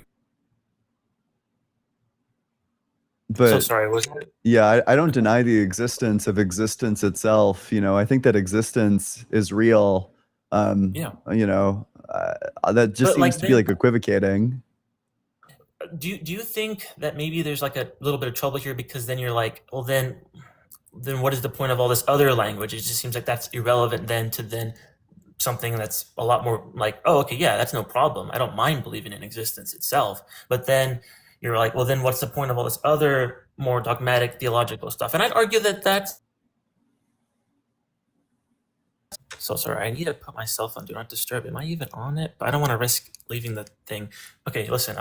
Sorry, but yeah. Basically, what I was saying is that The problem is that I can believe in existence itself and not believe that there's like a mind that created the universe.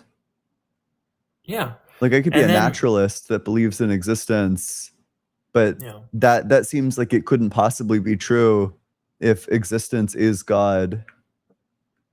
But are you understanding God more in like the way, in the semantic way we understand it today, or is it more like more etymological, like based on like how it's understood as a title for a powerful one, like how it's used in Hebrew, for example? In Hebrew, and I actually have a note here for that.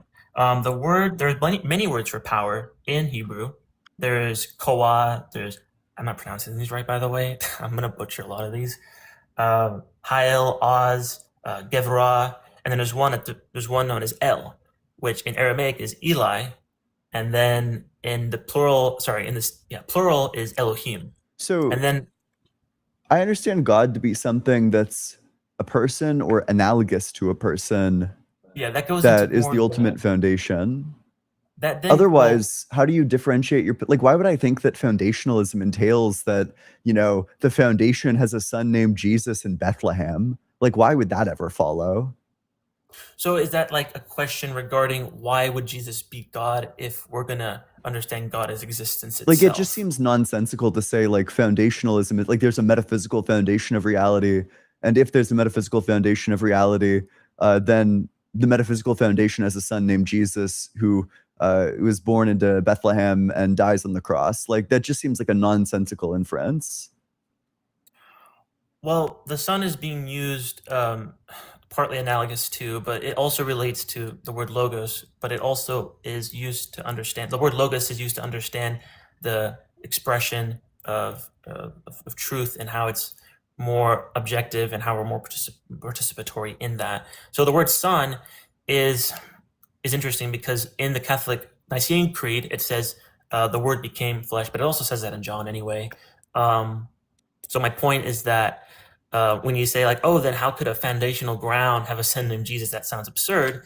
Then you'd have to understand it through both the analogous, which is important for a lot of people. That's, to be clear, not what I asked. My question is not how could it. My question is, why would it be entailed? Why does the fact that there's a foundation entail that this foundation also has a son named Jesus who was born into Bethlehem? Like, why would that follow from the fact that there's like this thing that grounds everything else? Well, because of the context of that claim that, this foundational ground had a son named Jesus that was born in Bethlehem. So that gets into why that claim is made. Yeah. Yeah. Is there like any evidence for that? Yeah. So essentially, Jesus is understood mostly through his ministry as a good teacher or someone who is like, very wise, or like you're like a great human. Now keep in mind, this is not off topic, but this is related to why they call him son of God. In the Second Temple of Judaism, they actually continue to use that word until a rabbi famously said, you cannot say son of God anymore. You have to say son of man or son of judges now. Not son of man, sorry, it was son of judges. So what's interesting about that is that I don't the know if word you're God is doing this being- intentionally, but every time I ask you for evidence, you give me like lore. I'm not asking for lore. I'm asking like, what's some piece of evidence that makes the claim that Jesus is God likely? Yeah, because Jesus is the self-expression of existence itself in human form. What's So the what that argument for means is that? that the argument for that is that Jesus reveals what it truly means to be a human being. And what that That's like looks like is by revealing that nonsensical. we are. Well, what that means is that it's not about like being a better human. It's that we already are who we are. Um, we're already good, but it's just that we lack good. It goes back to the idea of good and evil not being like rivals, but as something that's lacking that should be there. Evil is Okay. simply something that is lacked. So then we could say we could do it like this then. So if what you're saying is true, then there should be nobody who could create better moral principles than Jesus. But there are people who create better moral principles than Jesus. For example, Immanuel Kant has a much better moral principle than Jesus. He holds that there's like the categorical imperative that you should treat everybody as being intrinsically valuable. The golden rule course. gets sniped by counterexamples. There's like trivial counterexamples to this. Like, for example, let's say I want to die. Does it follow from that by the golden rule I should go and kill people? Of course not. But why is You that should not? not go and If the way kill I people. want to be treated is like that, and I should treat others the way that I want to be treated, then it would just follow that you should do that. Well, because the thing is that when you go ahead and kill people, that is, I believe that is within moral realism, wrong, and that it destroys the bonds that allow us to be who we already are, which is it's just a human. But does that not follow by the um, golden rule? Doesn't the golden rule entail that? Well, then when you're committing that act, when you're choosing to do that, you're failing to be who you already are, and you're kind of destroying yourself. It's like the equivalent of like, I mean, it's like I don't want to be too crude about it, but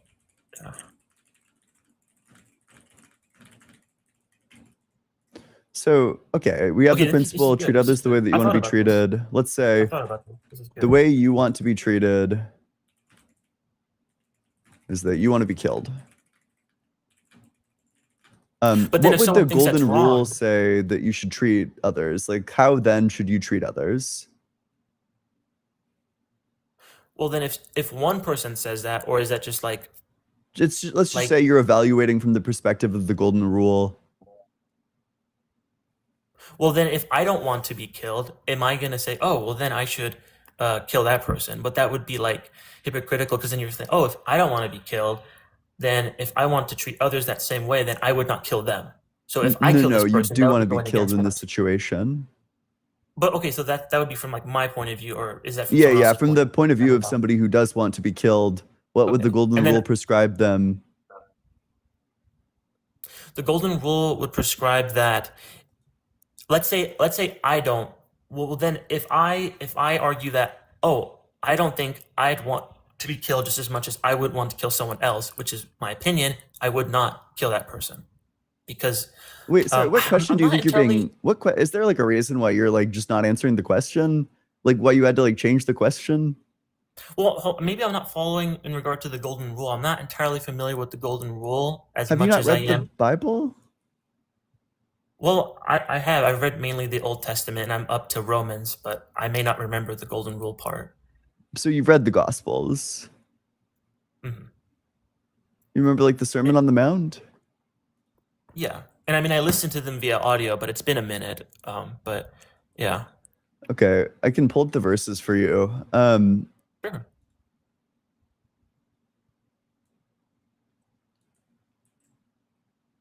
What, like Matthew 7:12? Mhm.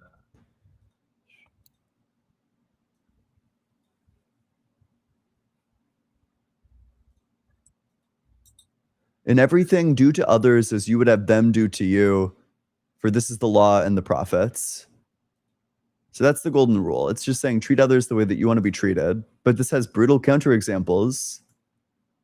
You know, let's say the way you want to be treated. So you're going to treat others the way that you want to be treated. And the way that you want to be treated is that you want to be killed. So you're going to treat others that same way. You're going to go around killing them. But later on, doesn't it talk about how, if I'm not mistaken, this is either in Acts or in Romans, it talks about the understanding of, oh, if someone thinks it is okay to not eat meat, and you tell them, oh, yes, you should eat meat, then you are not respecting them. You are not following. I have no idea how that, I don't know, like intercedes into this.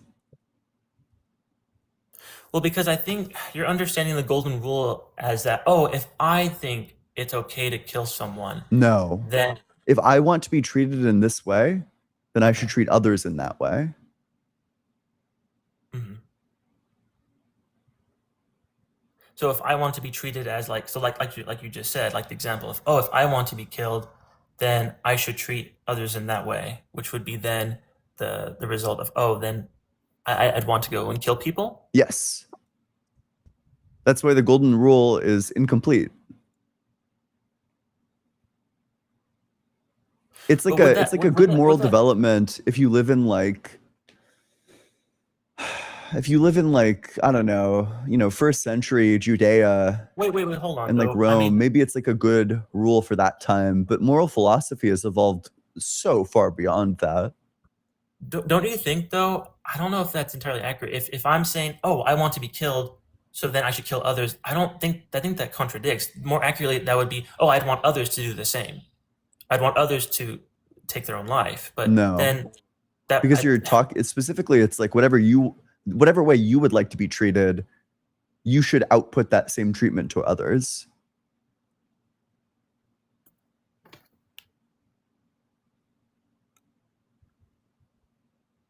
Interesting. I mean, when I thought about it, I was thinking, I don't know if that's entirely like a mirror. Like think of it like a mirror. Like I don't know if that mirrors accurately as a projection of how you'd want to treat others. Because I mean that might. So if that is true, let's say, you know, someone's like, oh, I want others to kill me, so then I should do that to others. But then if someone says, no, I don't want to be killed, then you are doing something bad. Yes, exactly. Yeah, precisely right. Like the only time when you shouldn't treat others that way is when you don't want to be treated that way. But if you want that thing to happen to you, then the golden rule says do that to others. But the golden rule also is also a little, not entirely personalized, but it's like, for example, someone else is following a golden rule where they're like, oh, well, I don't agree with that. So then you have to, if you don't respect that, now you're committing a sin, essentially. So that's where the idea of sin comes in. Why? To go in between that. Because how does this follow via the golden rule? Well, the golden rule is simply outlined to establish how, like, for example, in the Old Testament, it talks about how we will all be judged according to our own standards, you know? And so the golden rule aligns with that in that, oh, I'm going to be judged according to my own standards because I've taken up the standard of, oh, I'd like someone to kill me. So then if I want to go kill someone else, then I'm going to do that. But then if someone's golden rule is, oh, I don't want to kill people because I don't want to kill myself. And then I would want to kill others. And if someone decides, well, I think that I'd want someone to kill me, but I want to kill you, then you're realizing, oh, but they don't agree with me though. But since we're all going to be judged according to our own standards, if I choose to kill this person, I'm violating their standards and thus sinning against them. Okay, sure. So then you would reject the golden rule. You think that there are exceptions to it? I think the golden rule isn't maybe what you're thinking of it as in a very because in everything, do to others as you would have them do to you. In everything.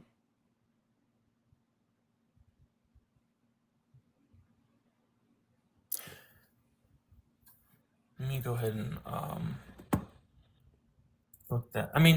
So if you read it when you read it like that, that obviously entails, oh yeah, in everything. And I'm wondering if that is a moral realist. What was the word again? A moral realismist phrase where it's like, oh, this is objectively good. this is something that you should do. But given what everything Jesus teaches, is he asking people to agree with their opinion that, oh yes, I should kill myself, but I should also kill others? Now, I don't think that that's entirely accurate, because obviously if you were to read that without understanding what Jesus is encouraging, then you draw a very different conclusion.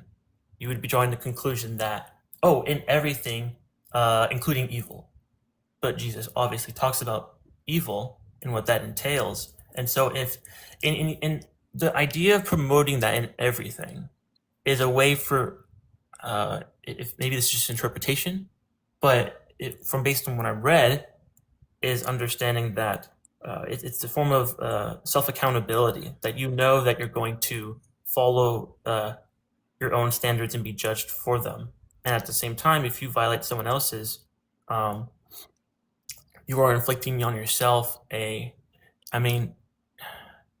what's interesting though, and like you said earlier, again and again, if someone is deciding that they don't value their life, I think that's already kind of like a form of self-judgment in of itself, because of, that line from the Old Testament. And that is something that goes into the realm of what kind of conclusion am I trying to run into here? I would say that if you brought up that scenario, like, is that what you're asking me? Like, oh, do you think that's good, or is that bad? I'm just asking you, do you agree that follows by the golden rule? That if you're following the golden rule and you want somebody to kill you, that's the way that you want them to treat you. You want them to kill you, then it would follow from that, by the golden rule, that you should treat others the way that you want to be treated, that you should go kill other people. I think that that's wrong, though. So if you do choose to do that, if you don't think your life is worth living and you choose you to don't kill you don't think someone that follows by the golden rule? You don't think that the golden rule would entail that? Is the golden rule, think about it this way, is the golden rule promoting something objectively positive, or is it simply That's setting just a a yes or guideline? no question, right? Do you agree or disagree that if you want somebody to kill you and you ought treat others the way that you want them to treat you, that you would then, it would then be true that you ought to go kill others? I just want to be on the same page about the inference, right? That we agree that this follows. Okay, yeah. The reason I'm going to agree with that is not because I think the golden rule is talking about something that is inherently like, oh, it's talking about something that is like almost as if it were like the equivalent of giving to the poor. It's talking about a guideline that promotes a self of accountability. So if you're already choosing, oh, then I'll use the golden rule to say, oh, I don't value my life, so I can kill someone else and just be accountable for that. But by not valuing your own life, you're doing all kinds of harm to yourself in the process. So you're manipulating the golden rule. And the golden rule, based on how it's defined, and based on the context of where it's being defined, insinuates that, just like with what's another thing, like the idea of a king. It's don't you think a better principle would say, always treat yourself and others as intrinsically valuable? In that circumstance, that fixes the problem. So then there are better rules than the golden rule. And I think that, so Immanuel Kant gave us better moral principles than Jesus. Well, think of it this way too. When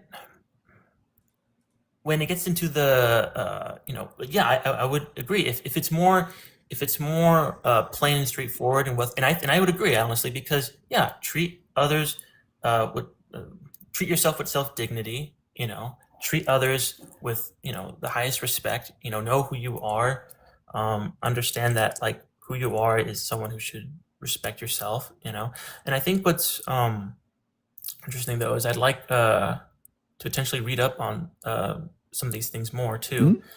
Mm-hmm. Well, listen, hey, it's been great talking to you, but I'm gonna move on to the next one. Thanks for coming on. Grimmy, thanks so much for Super Chat. Self-sacrifice can be recognized as self-preservation of your species and can ground a self-preservation ideology for others by saying they sacrifice themselves for you. Don't disrespect that sacrifice. Self-sacrifice can be recognized as self-preservation of your species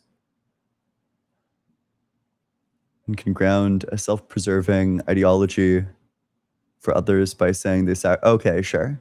Yeah, sure. That makes sense. Yeah, that it does if you sacrifice yourself for others, then others have like some sort of obligation to live on for you because you gave yourself up. That makes sense. I think that makes sense. Amir, thanks so much for Super Chat. Thank you, Ian. You're awesome. You bring so much value to the community. I've learned a lot from you and your lives. You are very appreciated. Well, I very appreciate that, Amir. Thank you so much. Thanks for sticking around in the community, and thanks so much for the other memberships. I really appreciate that. That's very kind of you. Let's get a big W for Amir. Ray, thank you so much for the Super Chat. This guy kind of just etymological fallacy. This guy is kind of just etymological fallacy the person based. Yeah, it's not that I think that there's like no use to etymology. I think that the use is like limited though.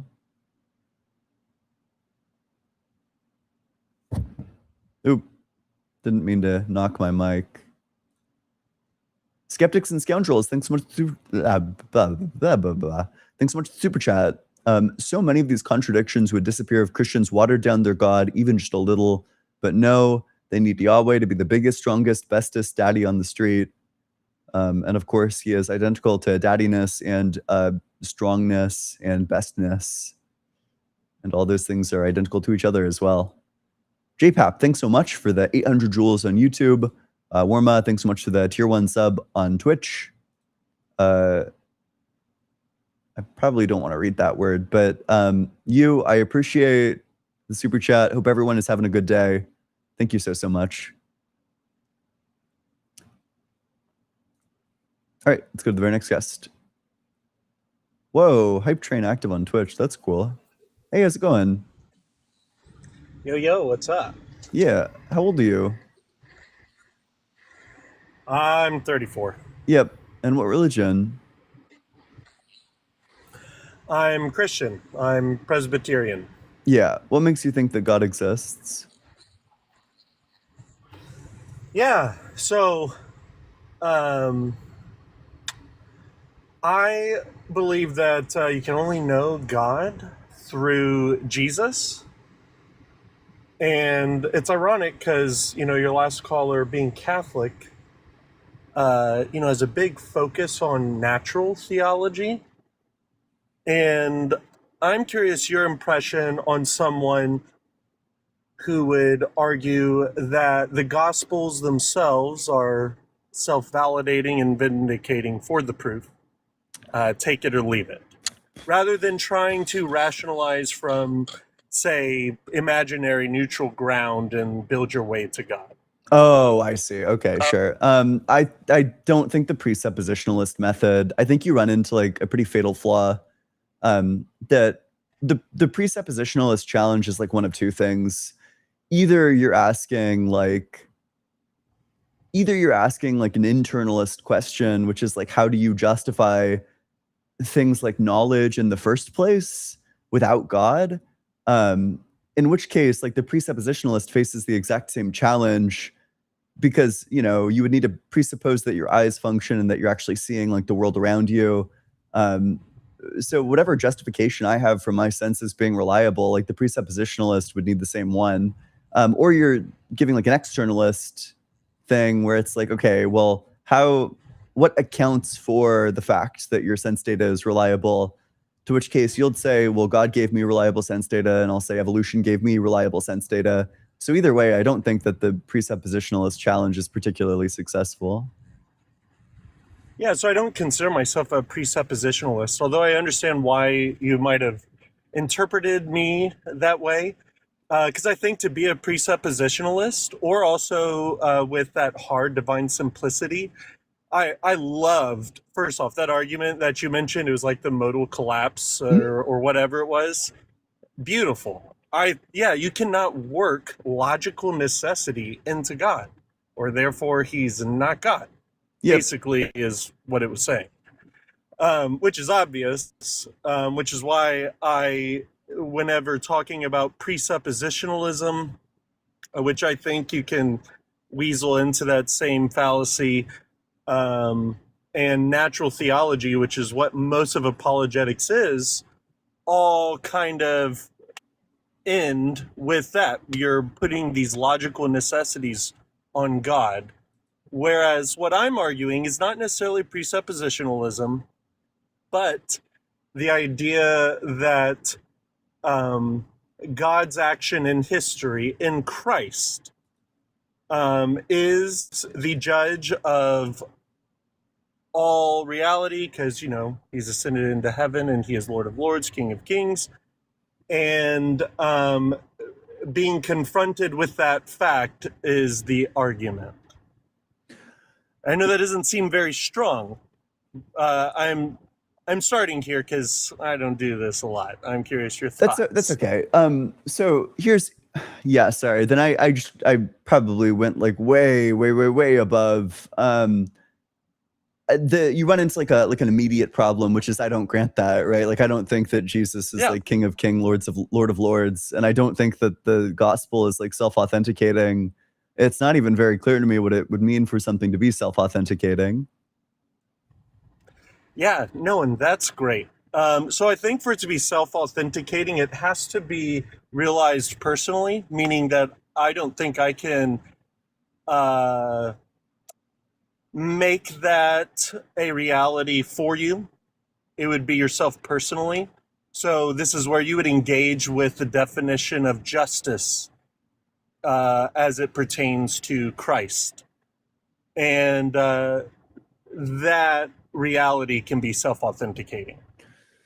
Do you get what I'm saying by that as far as your personal experience with Jesus?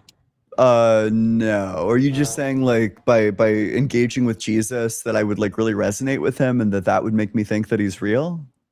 Is it something like that? Yeah, I guess so. That's a pretty basic way of putting it.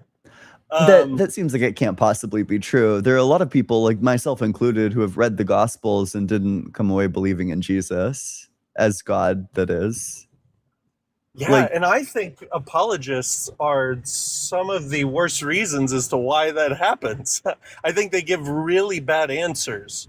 And so I'm curious, and this isn't an attempt to turn the tables. Sure, go for it. I am curious, like, give me your, like, what is most shocking about the Gospels, at least? We can talk about the Bible as a whole, but, like, what is it that's so, like, oh, there's no way this is true because of this? Well, if you want, like, a trivial one, I think the doctrine of hell is completely unjustifiable.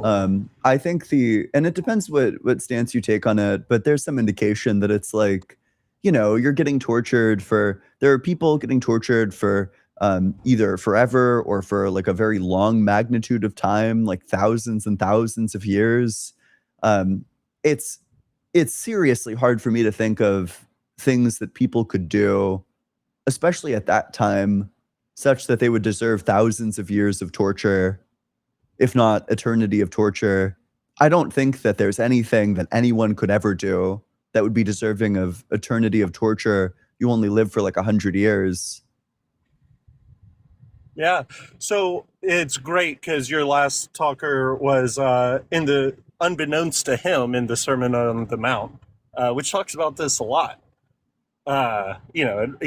Jesus opens up the gates swinging, better to gouge out your own eyeballs than for your whole body to be thrown into hell or to cut off one of your members, as it relates to anger and lust. And so in Matthew chapter 7, like you were talking about with the golden rule, and he totally botched this, but it starts off with, do not judge or you too will be judged. Personally, my position on hell and what I believe the Bible's position on hell is that you will receive your own ontological disposition towards others for all eternity. And that Jesus's fiery language is focused on highlighting the depravity within humans. It's a warning. I do not think that he is describing something that is kind of like unjust, which if you hear of God's justice and think it's unjust, whatever that is you're imagining can't be the case. But that if it is, the golden rule is actually a picture of perfect reciprocity and impartiality. It's not necessarily something to live by, which is ironic because of the unhelpful title of golden rule, but more so a testament on the way the universe works. Think of karma, but personally applied. Yeah, but even that doesn't seem fair, right? Like, it doesn't seem fair or just that you would be, let's say that what hell is that you're subject to your own disposition to be like cruel and nasty or like kind and generous, that's your afterlife. It doesn't seem like it would be just to subject you to something like that for all of eternity. You know, there are moments in time, like there have been moments in my life or just periods of my life where I had like substantially worse dispositions than I do now. You know, when I was in high school and I'd be like pissed at things, you know, just like cranky and like awkward. And, you know, it was a phase that I grew through. I don't think that 16-year-old me deserves to like experience, like have like cranky awkwardness turned against me for all eternity. You know, I think people grow and change, and I don't think that's the sort of thing that an eternity of suffering can really account for. You know, I just don't think people deserve that. So you're saying an eternity of suffering. That isn't something I'm importing here. I think that you could say an eternity of justice. And there's not necessarily anything we can raise against that. And the way that I would describe this is, yeah, I think you're right, that our dispositions change over time, and that Jesus's fiery language is more of a warning to us. That's why he talks about, oh, you haven't committed adultery, but, you know, you completely objectify and belittle. The only reason why you haven't is because you'd go to jail if you did. You're not as good of a person as you think you are. And it's not being subjected arbitrarily. It is receiving the exact judgment you have for others on yourself. And this is why, and not to, hey, let me just wrap this up. This will sound preachy. Whenever Jesus says, forgive us our debts as we forgive our debtors, that is the way out, Yeah, if that makes sense. I'm not sure if this clears up some of the confusion that I'm having about your model. So are you saying that is it an open possibility that it may be suffering forever based on the life that you lived here with no chance of changing it or escaping or any of that? I would say that Jesus's warnings as it pertains to hell throughout the Bible is a severe way to reflect on ourselves and our own hearts. Because yes, that very well can be a just reality. How? What would you have to do to deserve an eternity of suffering? So remember, you're saying an eternity of suffering. I'll give you an example. So I have a son, and here he is, some boys cut in the lunch line. I know, sounds really small. And he goes up to them and he says, hey, you know, you can't cut. And they push him down. And all the kids around him point and laugh and stuff like that. And then he tells the teacher, and the teacher does nothing. There is injustice. And the reality is that apart from repentance and change, you know, the terror is that that person, apart from the disposition of his heart evolving and changing from that is the justice he will receive. And I mean, that might sound small, but think about yourself. You've probably experienced something like that where you felt utterly defeated, utterly embarrassed, and things like that. Imagine receiving that, not just because of a solitude action, but because of how you think and treat other people, especially those weaker than you. And I would say this is Jesus's teaching and more consistent with his teaching overall as it relates to hell. And so I'm curious your thought on that as it relates to justice. Yeah, but tell me, would it be incredibly, tell me, is it unjust that if you have a sustained disposition of feeling like you can overpower and embarrass those weaker than you and mock them, that it is right for you to receive that same experience? Not for all eternity, notably. Yeah, that's kind of what I'm interested in. I think that you could maybe make like some sort of like justifiable like punishment for a person who it has like these unvirtuous, these vicious dispositions towards like mocking and humiliating people. Yeah, this person does deserve a reality check, and it would be like a good empathy building exercise for this to be inflicted upon them, but not for all eternity is the problem. That's kind of what I'm wondering. What do you think somebody would have Yeah, to so do to deserve suffering for all eternity? Because I don't think that somebody who lives 80 years going around humiliating people, being a heel, being a real piece of shit, doing all sorts of horrible, bad, mean things that are, mean. I don't think that person deserves suffering forever. yeah, so to make sure that I understand, you are not necessarily denying the reciprocity or impartiality of it, but the time of it. Is that Well, that is like a factor of the reciprocity of it, is that if it's infinite suffering, then it's not reciprocal. The magnitude of the punishment infinitely outweighs the magnitude of the crime at that point. Yeah, so I think this has to do with medieval imaginations of hell, as opposed to what the Bible teaches, which is that at the end of time, all people will be resurrected.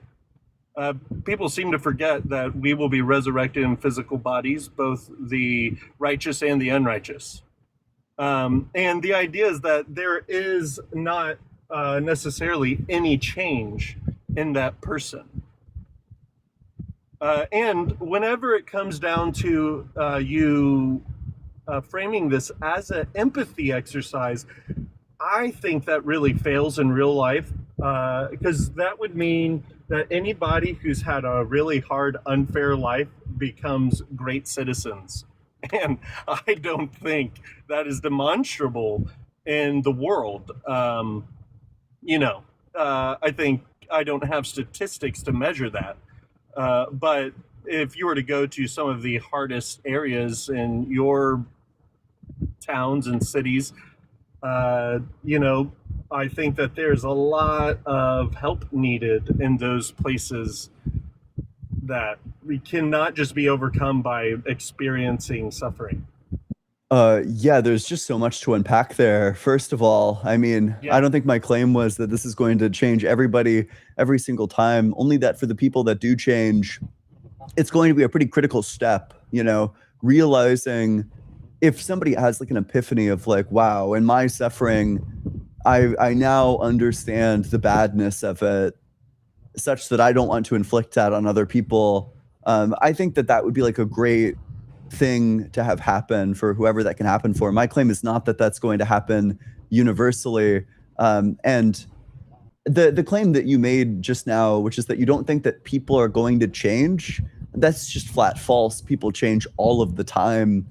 I'm very different now than I was 10 years ago. And 10 years before that, I was also very different. People change over time. Their dispositions change over time.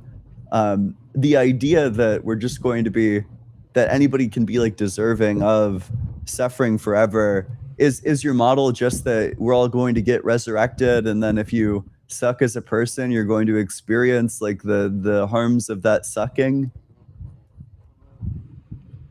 Yeah, that's a great way of putting it. What I would add to it is that even though we do change, I would say that our free will is always our self-will, and that it is actually being liberated by that self-will through the self-giving of God and his death, that you are freed from that reality. So even though we change, most of the time our changes are ways of making ourselves of proving ourselves to be self-righteous and better than others. And beyond that, many other things. This is why Jesus has so many criticisms for the religious in his time. I definitely don't think that's true. But do you think that free will is compatible with making it so that by your very essence you always do the good? Like, could God have created us with the essence to always do good and we would still have free will? I am a compatibilist, but I think that the problem there is the creature-creator distinction in the definition of what is good. So if I were to say that God is good and Jesus is God and we are not God, there's a necessary separation between that, which is healed by the incarnation of Christ and his ascension, where human and divinity is united, both temporally in this time as well as eternally in heaven. So I'm far more of a theologian than I am an apologist.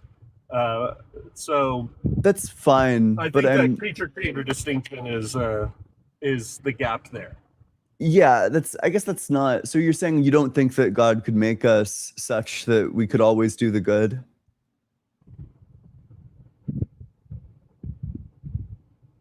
I believe that. Can you ask me the question one more time? Does God have the power to make us with one of our essential properties being that we always do the good? Yeah, so there's just a few ways the question is framed that I wouldn't concede, such as, does he have the power to create us where one of our essential properties is always doing the good? Yeah. I believe that that is actually accomplished already. But categorically false. Only in. Well, no. Let me explain. Sure. Only eschatologically, meaning that at this time, that's not something seen, but ultimately, that is a reality. But that only has to do whenever we are fully united with Christ, which is when the creature-creator distinction is collapsed. Why not make that from the beginning? Yeah, that's a great question. I have wondered this as well. And that is actually why the crucifixion is essential. Because, lots of people, whenever it comes to theophany, the problem of evil and things like that, people will say, oh, free will, I hate the free will defense. That sucks. Okay, another apologist says that, pull my hair out. Okay, what needs to be said is, you know what? You can take this directly to God. He is responsible. And the Bible makes that clear as well. The only thing is that the idea that God himself comes as a human and in our place suffers is a testament to the reality that for whatever reason there is for this suffering that we experience, we know that it is worth it. So I can't give you an exact reason for every single aspect of suffering, but many people resonate in their own personal experiences, which is why I talk about your personal experience of Jesus, as it relates to suffering and finding meaning in its life. And meaning can only come from a mind. And, I believe that mind is God. And our personal encounter with him is the only way I think you can actually argue for God's existence. So there goes my full model, I guess. Okay, so then basically your answer is that you're not sure why God didn't create us in the state where one of our essential properties is that we always do the good? No, I'm not saying that. I am saying that God's purpose was not us, but it was Christ. That is supralapsarianism. The idea that before the foundations of the earth, before sin had happened or anything at all, God's purpose was that we would be adopted as sons through Christ Jesus for the sprinkling of his blood. That's all Ephesians chapter 1. I've read my Bible. Why does God value that? That seems extremely strange, that instead of having like a world where people always do the good, God wants like a world where sometimes people get like raped to death so that he gets to send his son down to get executed. Yeah, it does seem strange. And I think that the reason why it seems so strange and foreign is actually because of concepts like natural theology, where we believe we argue from a neutral ground up to God.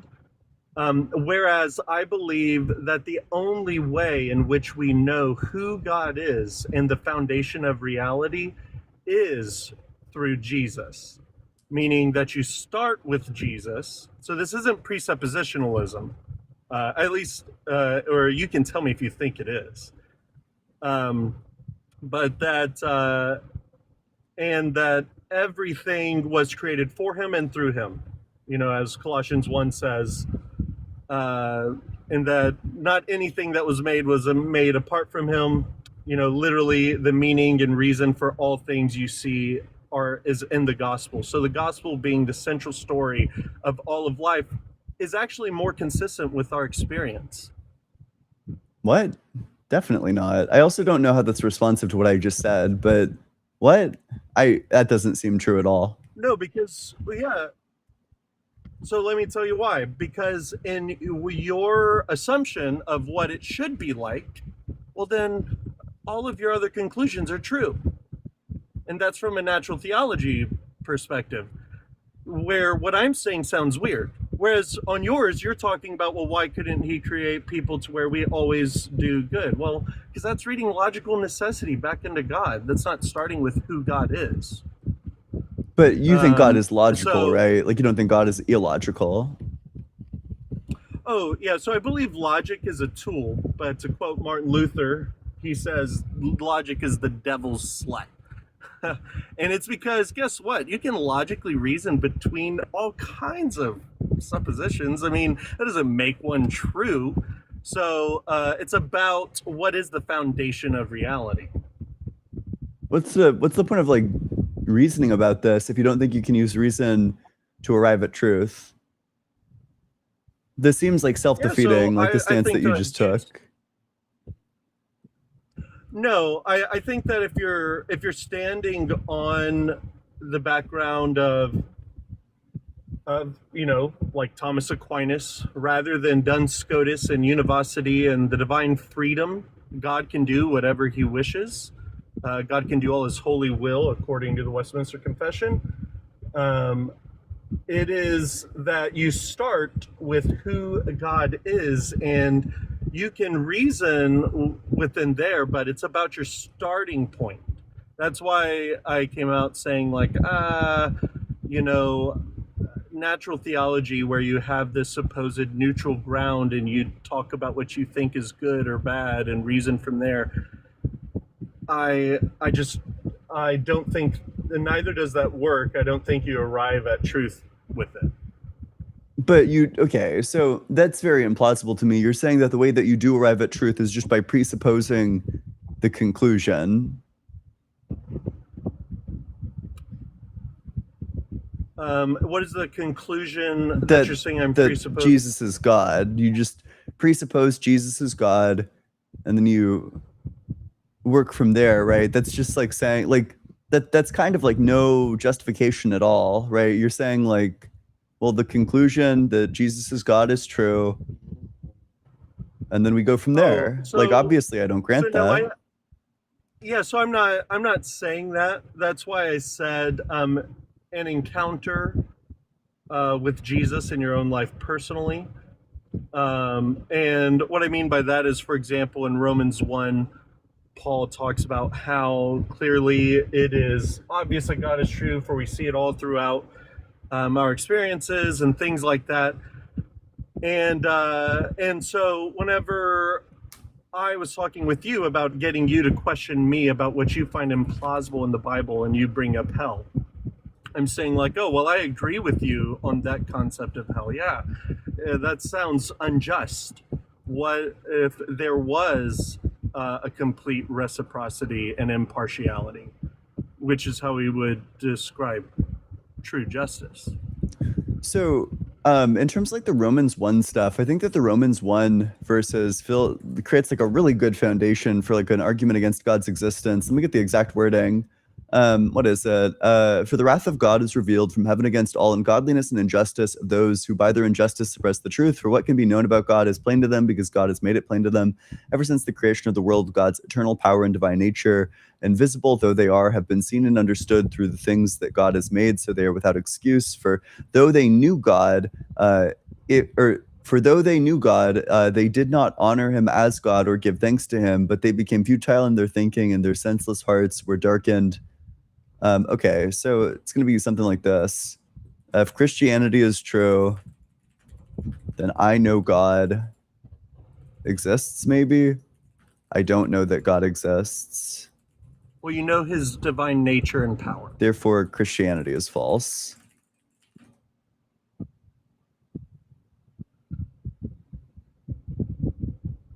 Do you think that that's not what Romans is saying? Do you think like Romans isn't saying like everyone knows that God exists?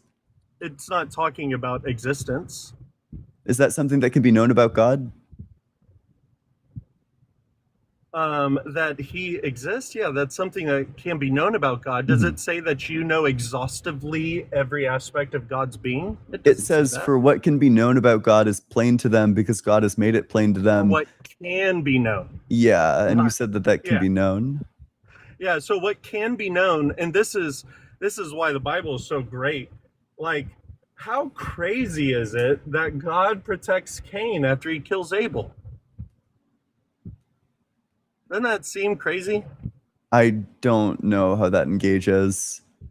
Well, because of God's, as Paul continues to argue, he talks about God's forbearance in Romans chapter 3. He talks about how passing over former sins has brought his righteousness into question. And this idea of God's generosity to everyone. And so the way in which we know of God's divine nature is because who is God? God is Jesus on the cross. Forgive them, for they know not what they do. And so the forgiving, patient, gracious, generous God is what we encounter with the breath and life that we have in this world, far beyond what we deserve. Okay, so I guess we could just do like interpretations of this verse. You know, we can maybe like copy and paste it up. So this is the verse in question. This is like Romans 1. It's Romans 1, 19 through 21. I don't know. When you say what can be known about God, for what can be known about God is plain to them because God has made it plain to them. What do you think can be known about God? Do you think his existence can be known?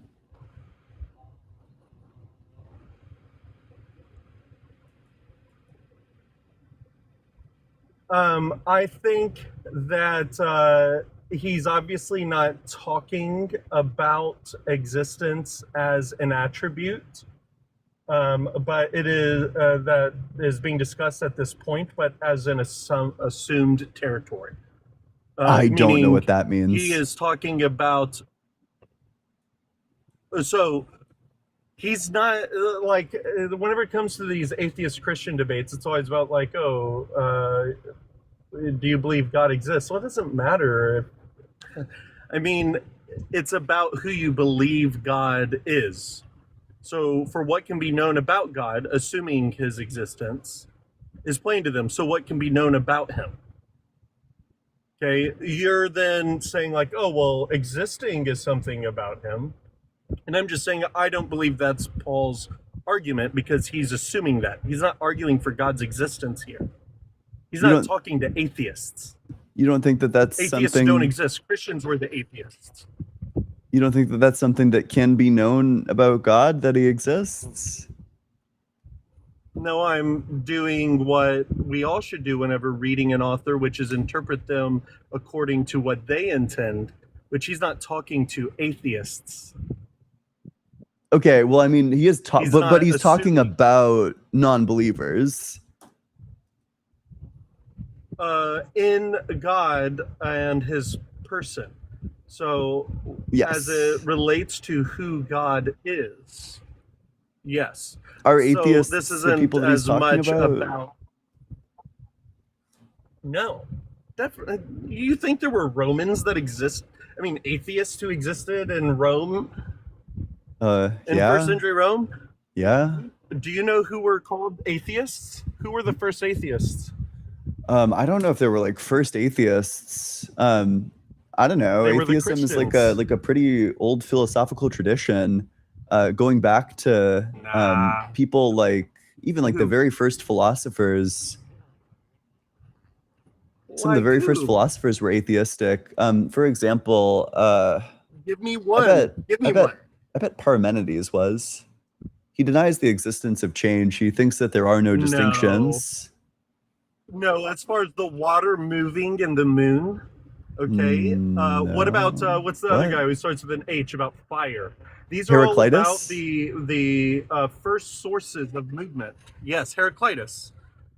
Dude, I'm not ignorant. These guys were not atheists. Okay, and I'll say this: the first people called atheists were Christians. Okay. You can look it up. This is unfortunate. I looked it up. Apparently, Parmenides did not believe in God.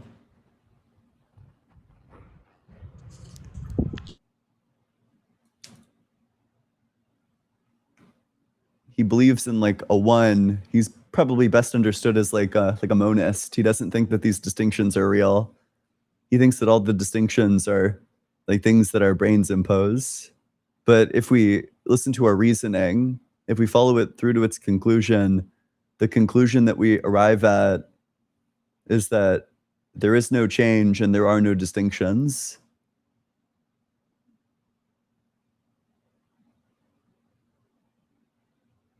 By the way, if you're off the app, I can't hear you. You got to be on the app. Oh, sorry. I just have my phone. So whenever I Googled it, really quick, I was talking for a second. Whenever I Googled it, was Parmenides an atheist? It says no. And granted, that's Google. Okay, but I've read my own fair share of philosophy, and he would not be considered an atheist by atheist standards today, for sure. And aside from that, it is a known fact that Paul is not engaging with atheists in his letter to the Romans. If anything, he's engaging with Jews and Christians and in reference to pagans. So there's no reason to read that in the context of debating whether or not you should be an atheist or not. It's just not discussing that in that text. Well, yeah. So in terms of like the first point, this is, I don't know if you're familiar. This is a great philosophy resource. It's the Stanford Encyclopedia of Philosophy. It's plato.stanford.edu. It has an article on Parmenides. I'll read this passage. Although what is in Parmenides has its nearest analog in these divine principles, Parmenides himself never in the extant fragments calls what is divine or otherwise suggests that it is a god. So he's pretty... Yeah, and these extant fragments, have you ever looked at how small they are? They're like paper clippings. So to say, oh, therefore he was an atheist is kind of a jump. He is not reasoning from an atheistic standpoint. The idea that God would exist on his view is nonsensical because he denies the existence of like real ontological distinctions between things. He thinks that all is one. No, he just sounds like a Hindu. Nope, this is a view called monism. Yeah, but there's a Hindu monist. Okay, in fact, the idea that we all converge back into one, and the fact that there are periods of which the expression of that is not one, doesn't actually necessarily differentiate us from each other. So Hindus, there's strong Hindu belief in monism, for sure. You can Google that too. But that's like a form of That doesn't make them idealism. atheists. Parmenides isn't an idealist. Yeah. He's like an existence monist. He thinks that there is just one thing that exists. Yeah, and from the scraps that we have, he doesn't mention necessarily a divine name attributed to it, which is No. fine. But okay, so in terms of like, What so do you that- mean no? Yeah, he doesn't ascribe that. We've gotten Like way you're off. correct. Like yes, like he doesn't describe those properties. Yeah.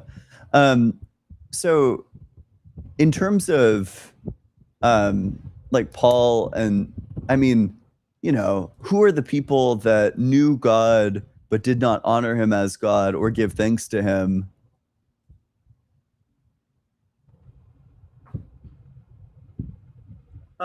So I do think that he is talking about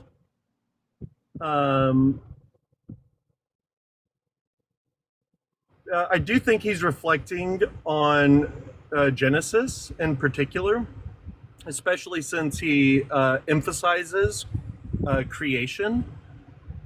And he's then going to draw this distinction between Jews and Gentiles as he walks through this. And he then is talking about, is there any exception that Jews have the word of God and the Gentiles don't? So this is all part of his big argument. If you read the whole book and you understand its entire logical flow. So he is talking about a differentiation between Jews and Gentiles, because if you read chapter 2, and I would quote it if I had it memorized, but I'm on my phone only. Wait, I just want to It'll know tell who do you you- think he's talking like who are the people that Oh, he's talking to know Jews. God? He's talking to Jews. Okay. He's talking to Jews about Gentiles, and he's about to flip it on the Jews, saying like, "Oh, look at you! Now you're judging the Gentiles. What are you going?" So, and then this is where the Matthew chapter 7, very consistent with Sermon on the Mount. This you know, this is great, judge right? Because then lest you you just be you totally let me off the hook for the argument you were making earlier, because your argument earlier was that everybody knows God based on Romans 1, but now you're saying it doesn't apply to me. So then the argument falls apart. No, because the main point of this was about the fact of if God acts in time, and his action in time is What? Christ. Yes, in fact, this is I don't Bardian. think that's I'm not sure that that's what the conversation was about, but okay. Well, yeah. So let me tell you why that's what it was about. Is because you're talking about assuming the conclusion in order to argue for the conclusion. And I am saying that let's say that if God acts in time, our encounter in relation to it, that is the only way I think that somebody can be argued, and I put quotation marks around that, argued into salvation. I have But, no idea what that means. because I'm denying natural theology. Yeah, so this is what's called neo-orthodoxy. This is popularized by Karl Barth, T.F. Torrance, different 20th century theologians after That's the I World I War would much II. prefer like the substance, right? And- Like, can you just elaborate on the position? I don't need like the authors. Yeah, so the position is that you cannot reason your way from generic neutral principles to God, because the chasm between God and man is too great. Okay? But God has acted in history, at least so I'm claiming, and an authentic engagement with the truth of that action can, transform, can communicate to you who God is. Okay, let me get clear on this. So, So I believe that's the we- only apologetic method. we can't reason to God from neutral principles. What are the non-neutral principles? Yeah, so the non-neutral principle is that God has acted in history in the person of Christ. And okay, sure. So we have the non-neutral principles. So, and do you think this is like a true dichotomy that all the principles are either like these non-neutral principles or like the non-neutral principle, which is that God has acted in history through Christ, or like the neutral principle, which I is actually kind of think the only non. Oh, sorry. No, go for it. Sorry, I didn't mean to interrupt you. No, you're totally fine. I had a thought, and I think the only non-neutral principle, at least as I am reflecting on this at the moment, this is an interesting conversation, by the way, for me, is Christ. I mean that I think all other principles are neutral because they come from our own reason. Okay. And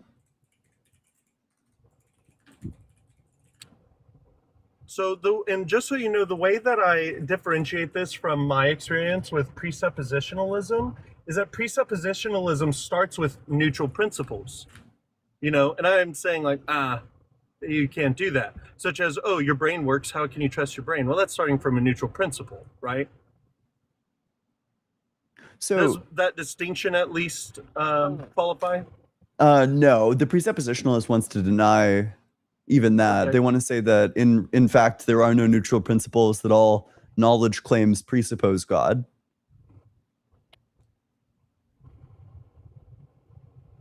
All knowledge claims. So here's an argument all for knowledge you. claims presuppose God. I can't say that. Well, that's, you're not the first person to think that it sounds like nonsense. So here's an argument. Every principle is neutral or non-neutral. We cannot reason to God from neutral principles. Non-neutral principles presuppose that God exists. Or I guess maybe a better question is, non-neutral principles simply beg the question that God exists. Therefore, the only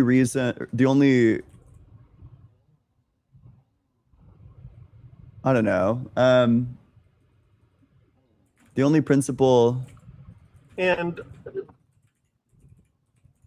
you can reason to God to beg the question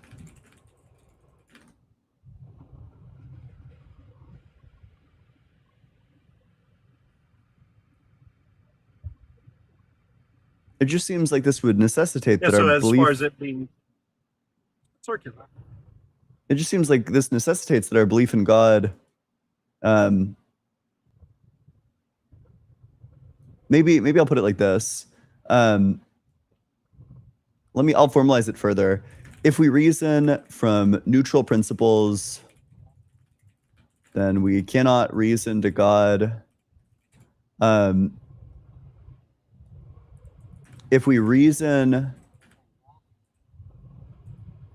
from non-neutral principles, then we beg the question for God's existence. If we beg the question for God's existence, then our belief is unjustified. Therefore,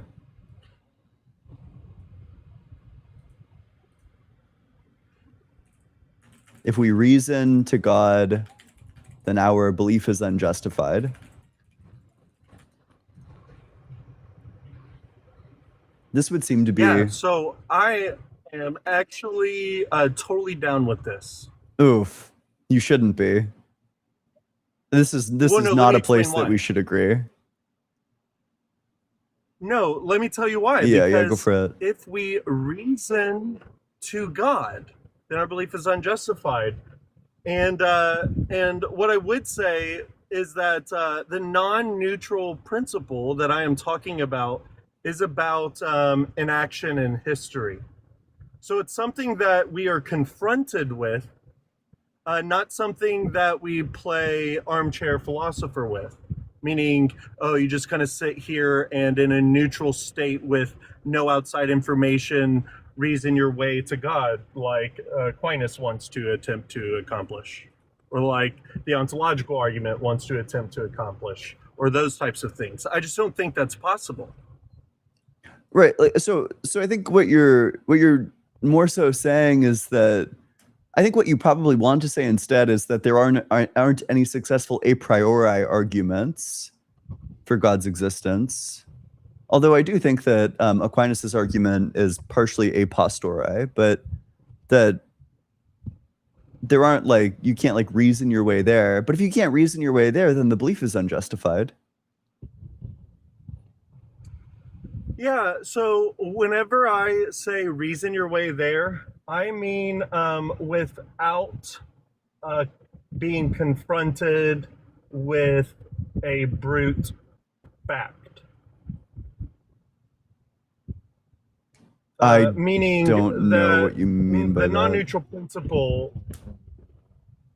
So what I mean by the non-neutral principle, the idea that Jesus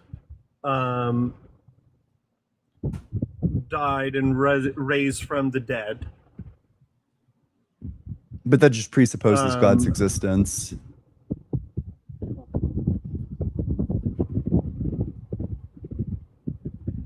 Yeah, I think that it's definitely, in our standpoint, looking back at it, it definitely it helps if you believe God exists.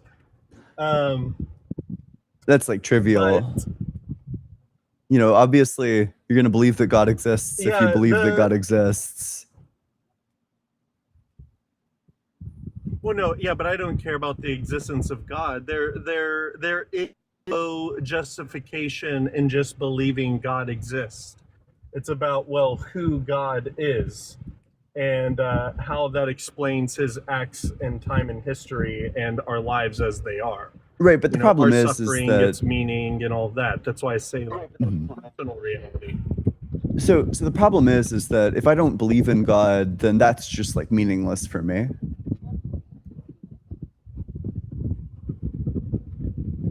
Yeah, I think that though, for many people, what happens is, let's say, there are things that we really care about. I don't know you personally, and maybe these things would be something where if there was somebody who knew you personally and was your friend and who was also a Christian, engaged with you as it relates to the truth of Christ and his actions in history, that makes sense of your life and history as you know it, as God confronting you. I really think that all other efforts, and I think those are the only real arguments Christians have. I think that a lot of the other ones are not good. But I don't grant that. What I just shared isn't. Of course, no atheist would ever grant that. If I already don't believe in God, well, obviously I'm not going to believe that Jesus is God and that he acted in history. I don't grant that.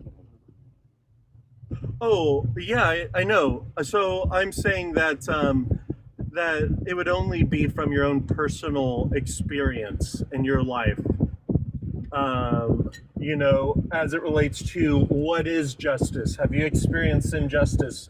What is the way to resolve this? Where can hope be found? Is there a God? And, maybe having a friend who says, look, the only way to live in this world with this life can only be made sense through the gospel. How can we sustain this suffering except that knowing that it's worth it because God himself suffered? These are all claims. I mean by the explanatory power of the gospel. Oh, wait, I don't think that this has explanatory power. I don't think that you wanting something to be true. I don't think that unless you have a reason to think that your suffering is going to be explained by something, I don't think that this is a valid data point to generate probability that Christ is God off of. I don't think that you can take the data point that your suffering is ultimately going to be redeemed to be some sort of evidence in favor of God's existence, and you justify that by then appealing to Christ, right? The fact that you want it to be that way doesn't make it that way. Yeah, so what I mean, and sorry, I said explanatory power, and I meant explanatory scope as it relates to our personal experiences. I don't think that that's in any better place, right? I don't think that wanting your So, suffering to be meaningful and like lead up to something mean that it's actually going to. oh, yeah, I know, but if you were to argue for a God in a world like this, apart from the person of Christ, I think that there's many people who would make good arguments to say that God is evil God, or does not care, or things of those nature. Does that make sense? Yeah, well, it So I'm certainly saying, like, appears to, yeah. As far as an explanatory scope for a God who suffers, you know, that seems to at least resonate with the idea of life having suffering. What? And this is like way better God explained by like who's- the naturalistic hypothesis, which is that, you know, people created mythology that involved human elements, because obviously the mythology that you write is going to involve human elements. And then you don't have to posit like supernatural things. Yeah, so maybe I misunderstood what you were saying. Can you say that again? So let's say we're comparing hypotheses, and you're saying that the fact that like the evidence that Christianity is true is that the story features suffering. Well, the mythological account of these stories is also going to predict that. If I hold that this is a piece of mythology that evolved in this region, that like mythologized this Jesus figure, obviously it's going to incorporate human elements. So it would also predict this type of like suffering. Yeah, okay, I get what you're saying now. And no, and this is why what I am saying is that not that this is a proof, but I do think that it is a necessary feature to come to terms with, such as the problem of evil.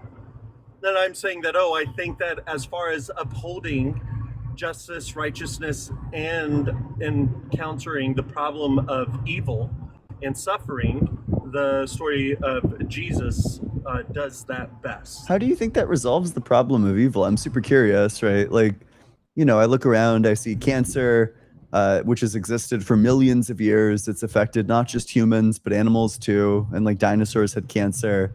I have no idea how Jesus suffering somehow makes like cancer like more expected on the theistic hypothesis. Yeah, so you cut out there for a little bit, but I think I got the gist of what you were saying. So I do not have a direct one-to-one explanation as to, hey, this is bad and this is why this bad thing exists. But what I am saying is that the reality that God voluntarily subjects himself to suffering that we deserve is Why do we deserve actually- suffering? So the suffering that Jesus experienced was, at least on the cross, our hatred, our false witness, our pride and justification. Do I deserve that? In my own experience with my own self-will, apart from Christ, I think that whenever Jesus says in the Sermon on the Mount, you say that whoever is murders someone is liable to the council. I'm sorry, I'm just kind of taking this from the top of my head. And whoever says, Raka, you are liable to the courts, and whoever says, you fool, is liable to the hell of fire. He is arguing that, hey, you may not have murdered someone, but the Aramaic word raka, which I take from St. John Chrysostom to mean worthless. And then you fool and all these things, these heart dispositions of being willing to murder. I think it's hard to say it because it's very hard to believe about ourselves. Jesus is really claiming that we are that wicked. That is his warning.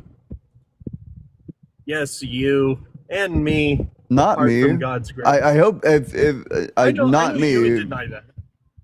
I don't think I would murder very someone. Yeah, the thing is like, for example, hey, people might find this unpopular, but today we all think and look back on those in colonial times and think, oh, look at how bad those people were. Everybody had slaves. And I would say you're just as bad as them. You don't have a slave because guess what? Your slave is exported to China. Okay, your slavery is exported all over the world. Mhm. Guess what? You have air conditioning. You sacrifice the world unto your own comfort, day in and day out. And guess what? You hide it from yourself. And we stand all high and mighty over people in history who had less than we did, significantly. We all live like kings today. And then we look down on people who, in fact, slavery is directly connected to the curse on Adam. Well, wait, but wait, before we go on that one, because there's something to say about what you just said, which is that I think that there is a world of difference between being somebody who owns slaves and being somebody who is born into a system where where the only source of a specific good that is like essential is slavery. I think that you're morally responsible for owning slaves.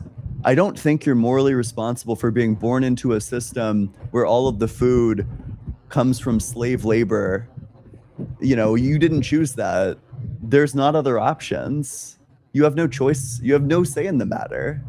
I think that there's like a world of difference there. If you stopped eating all the food that was produced by slave labor, assuming that all of it was, well, you're just going to starve to death. I think that there's a difference. I don't think there's a world of difference. And the primary place where I would go to for this as an explanation is actually Matthew 18. And I think that the way it concludes is exactly how God's justice works. In fact, we should have said this a long time ago. It's the parable of the unforgiving servant. If you want to criticize it or critique it, would you be open to reading the parable of the unforgiving servant? It's not sure, too we can read it, although I don't know how this, I don't know, what level of suffering do you think I deserve? Are you do asking you, me do you that? think that I deserve to get crucified? Because I don't think you deserve to get crucified. No, I think that Jesus suffered the hate applied to him. Okay, meaning that it was done by the hands of humans. The idea of somebody receiving exactly what they have done to other people is exactly what that justice is. But Jesus didn't receive, according to you don't think Jesus did do that to other people? Yeah, he didn't. That's the point. That's why he suffered in our place. He took on our suffering and said, Lord, forgive them. For what? To forgive us. Why? To fulfill righteousness. But you think that we're all going to be suffering from ourselves regardless, so it didn't do anything. Wait, what changed before and after? Yeah, so let me just give you the biblical logic. Cain is protected. Why? Because that's who God is. And where does that end? You have Cain, then you have a genealogy of Lamech. He echoes the same thing as Cain and him harming another person. And then the world is filled with violence. God's forgiveness and patience and taken for granted is why the flood happens. People talk about genocide and all this. Wait, stop. I just want an answer to the question. What's different Yeah, so before and after? What's different before the sacrifice in terms of our dispositions, and what's different after? as far as what's different about us, it all depends on whether or not we are freed from our self will by Christ's, God's self giving. That's the only thing that will be different about us and our dispositions. But why should I do that? You know, if I think that getting a divorce sometimes is fine for reasons other Yeah, than so cheating, that why is that something that's like something that I should get rid of? You know, why should I think that it's like bad to think that somebody who's getting abused by their partner should be able to get a divorce? I don't think that that is bad. Jesus does. No, you misunderstand what Jesus says in that passage on Matthew. He says it was for your hardness of heart that God allowed Moses to make that rule. And he actually references this twice. So make sure that you're looking at the portion that I'm talking about. I just know the Bible. I don't have it in front of me. No, that's okay. We can find it. The one where, okay, wait.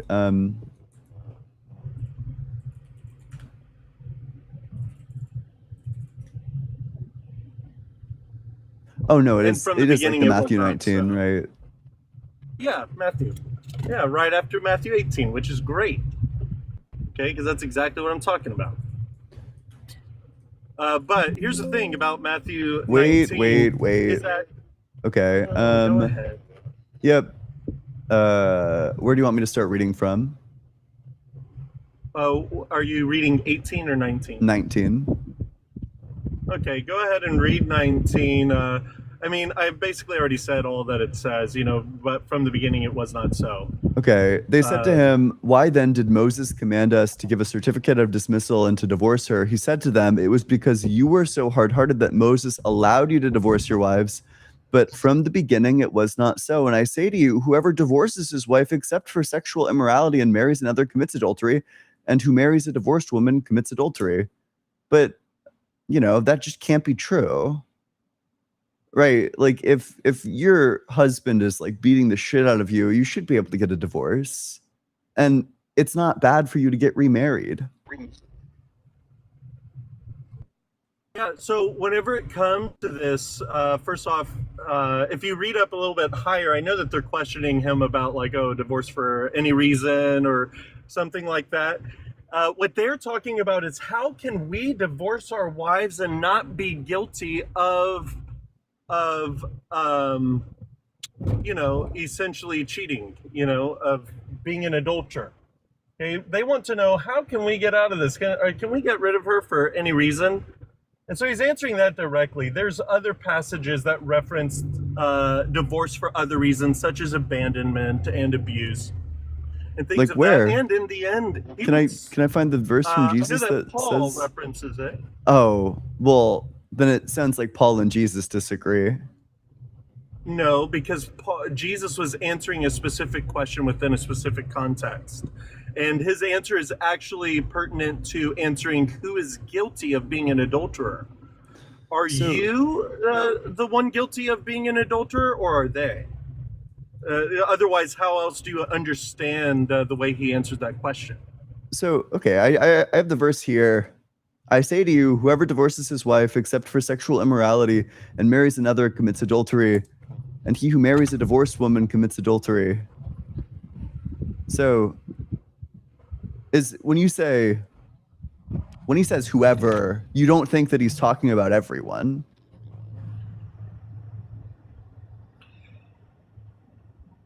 I think that he is answering the Pharisees' question of hey, can we divorce our wives for anything? And this is, why do they care about this? Because they're talking about, how do we do this and not be guilty of sexual immorality? But that doesn't answer the question. Do you think that the whoever here is talking about everyone? Or no? Yeah, everyone, as long as the full context of this passage is taken into consideration, such Okay. as Jesus' encounter with the woman at the well in John chapter 4, who's married 5 husbands. Okay. I'm not So- being slippery. But is that Paul. adultery?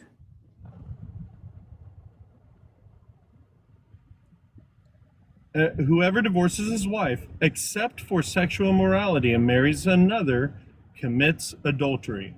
And he who marries a divorced woman commits adultery.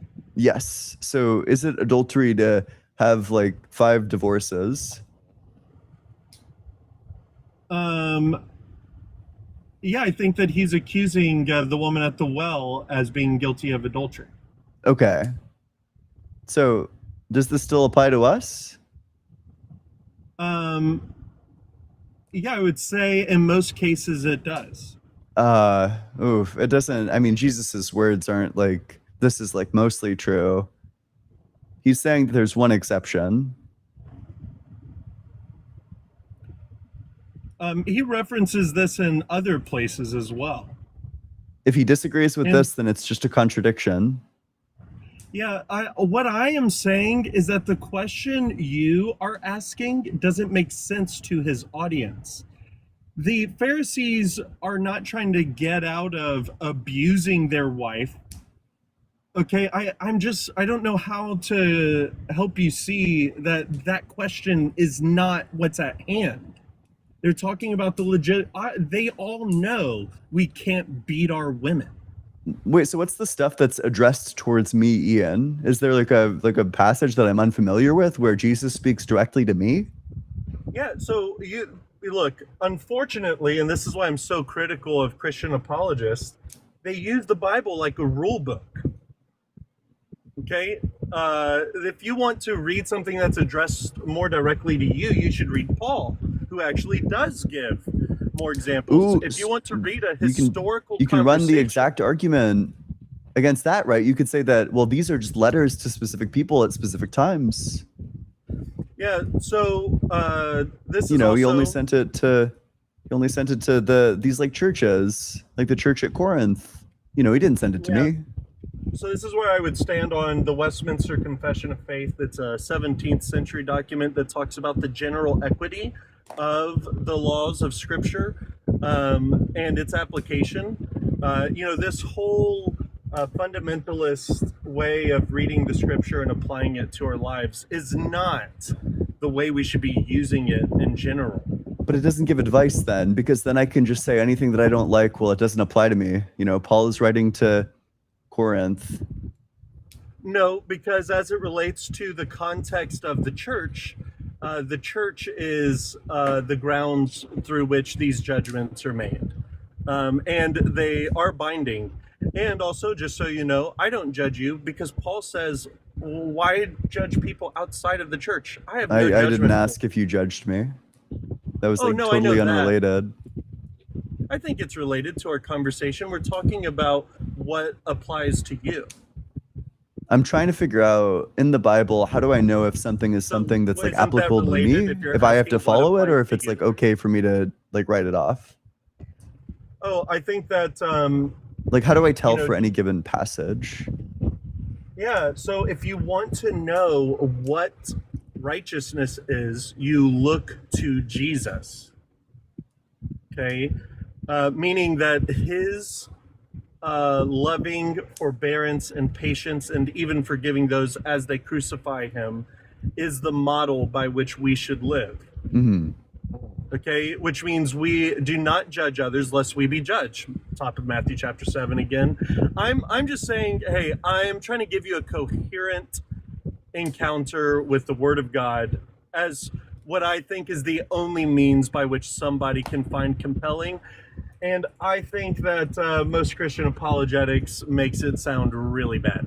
So here's a verse for you.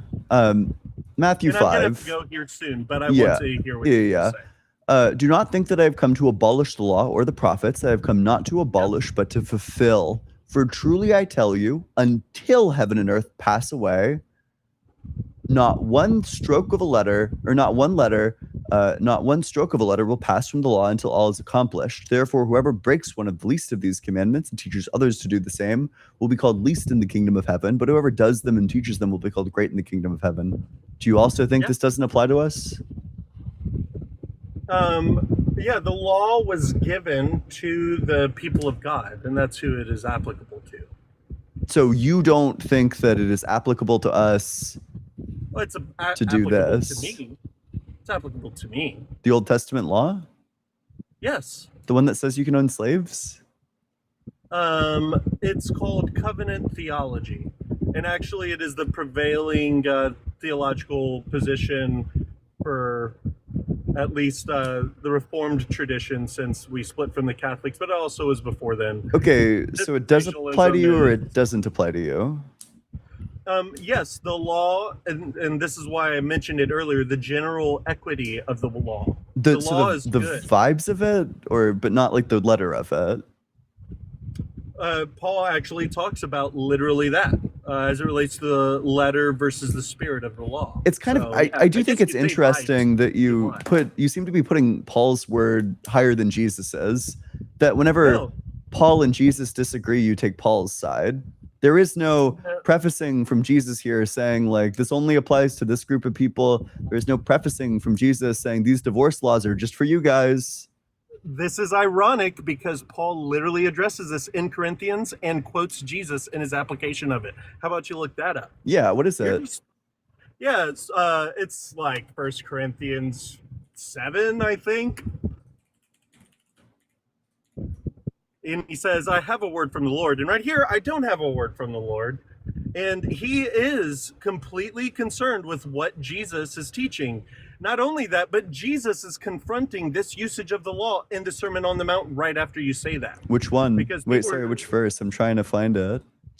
Oh, I'll have to switch to my app really quick. Give me a second. Okay, well, I have from Paul, to the married I give this command, not I, but the Lord, that the wife should not separate from her husband, but if she does separate, let her remain unmarried or else be reconciled to her husband, and that the husband should not divorce his wife. Yeah, does he sound like he's familiar with something Jesus maybe said when he wrote this? And but guess then what? that bites into the problem from earlier. 56 AD or something like that, maybe 54. That runs directly into the problem that we were talking about earlier. That then you've committed yourself to a position that says that it's bad for if a woman is getting the shit beaten out of her by her husband and then divorces him and then remarries somebody else who doesn't do that. You'd have to say that that goes against what Paul says. No, you are adding things to this. Where says, let her remain unmarried. The shit? No, look, this is because look, I make this very clear. If you read 1 Corinthians from the very beginning, I know the whole letter, okay? If you read it from the very beginning, he's talking about people being divided in factions. And then he's talking about, and to address the things that you're concerned with, okay? And then he's talking specifically to them separating. He's not talking about if someone's beating their wife, okay? Sure, so then even the Paul stuff I can't take as being like binding. No, the general equity. If you want to read this like a fundamentalist where you... I just want the words to mean what they say, right? Well, the Bible is what it is. Okay, and so what I'm saying is that these are letters written by Paul to a community, and what we should do is use it as the author intended. He is not contradicting Jesus in his application of it. You mentioned it, and how brilliant is it by divine appointment that you are unaware that Paul actually uses exactly the passage we were discussing to agree with Jesus. Yeah, and then bite into like the horrific bullet. Like you're caught in a way worse dilemma now, which is that either like the scenario I gave you earlier is true, in which case you're like pro like battered wives not getting remarried. You think that's wrong for that to happen, or none of this is applicable to me. Hey man, well, wait, can you just give me the verse where Paul says that that's fine, that you can get remarried if you're a battered wife? I mean, how cool is that by divine appointment that you can't find a verse that says that battered wives can get remarried? So there isn't a Bible verse for every single thing. How do that I know happens, it's acceptable then? because it is the general equity of the law. I don't know what that means. Is that just the vibe? Yes, basically. I'll let you use the word vibe. You Okay. can't be serious. Is this a joke? No, I'm just using your word. I already used spirit versus letter, but you didn't change the word you were using, so I'm being generous. Okay, so in terms of just like vibing through the Bible, I mean, what if I read the Bible and get the vibe that it's like okay to rape? Would I be justified in thinking that it's okay to rape? No, you would be judged according to that. But what if that's the vibe that I get? What if we get two different vibes? Yeah, well, guess what? Your vibe doesn't determine fact, and we will be responsible How do we for our vibes. determine the fact, though? No, we don't. But how do we? Oh, well, what do we do if we disagree on the vibes? So you seem to think that there is no point in having any book with spiritual truths unless it details what you do in every circumstance and every situation with every context. It just needs to say Is that like your- is that basic your position? things that No, is like. that your position? No, that's not my position. But when Okay, it makes a that's good. claim, when it makes a specific claim over and over again, that, for example, you know, you can't get remarried if you get a divorce, don't get remarried. That seems to commit you to the position that you shouldn't get remarried, which is like nonsensical. No, I think that you're assuming the absence of a court because you're reading this through American individualistic Christians. Okay, as a Presbyterian, if you look up our church government, we have graded courts. Actually, the American form of government is based off of it due to the Scottish coming over here, which is where Presbyterianism comes from. And whenever it comes to these courts applying the law, it's just like the way our laws work today. Not every single thing is detailed, okay? But we take the general equity thereof and apply it as judges, and we are responsible, and there's even appeals. And yes, divorces are allowed, okay? As far as the situation, when, why, and how, you know, if anything, it could be reckless to spell out exactly a specific thing, because then if it changed by one iota, oh, I guess it doesn't apply here. But the way that it works is the general equity, and that's the way the law has always been applied. But where in the Bible does it establish the authority of these courts? Oh, so that would be in Numbers. That would also be in Exodus. Yeah, sure. So, okay, Numbers. Oh, and Which verse? Genesis chapter 11. Wait, can Sorry. I just get what's the? Let's do one at a time. What's the Numbers verse? Well, this is a little bit more complicated. I know of passages in Numbers that are relevant to it, such as Numbers chapter 11, which has to do with the non-Aaronic Levites being... But it's okay. It's just for the non-Aaronic Levites. It doesn't apply to me. I mean, look, the courts are primarily mentioned in Exodus. Okay, what's the Exodus verses that talk about like the divorce courts? Divorce courts. I mean, Or I guess like just the Exodus courts in literally- general is fine too. So as far as what you have is you have stories, I think maybe in Exodus 11, Exodus 17, where Moses is being overwhelmed with issues to solve, and then you have the appointments of elders, and then you have elders and judges appointed over 50, hundreds, thousands, 10,000s, and these are the graded courts, and ultimately you can grade all the way up to the high priest and judge for that era, which is kind of like your Supreme Court in the end. Okay, Okay, but like you said earlier, I'm not Jewish, so this doesn't apply to me. Does this get reaffirmed by Jesus as a thing that non-Jewish people should do? Well, yes, actually, because whenever Jesus is talking to the Samaritan woman in John chapter 4, they're actually having a political jurisdiction debate. And Jesus is talking about a time, what will happen is that it'll neither be on this mountain nor that mountain, but everywhere. And also, Paul will also argue the same thing about how the church is the true Israel.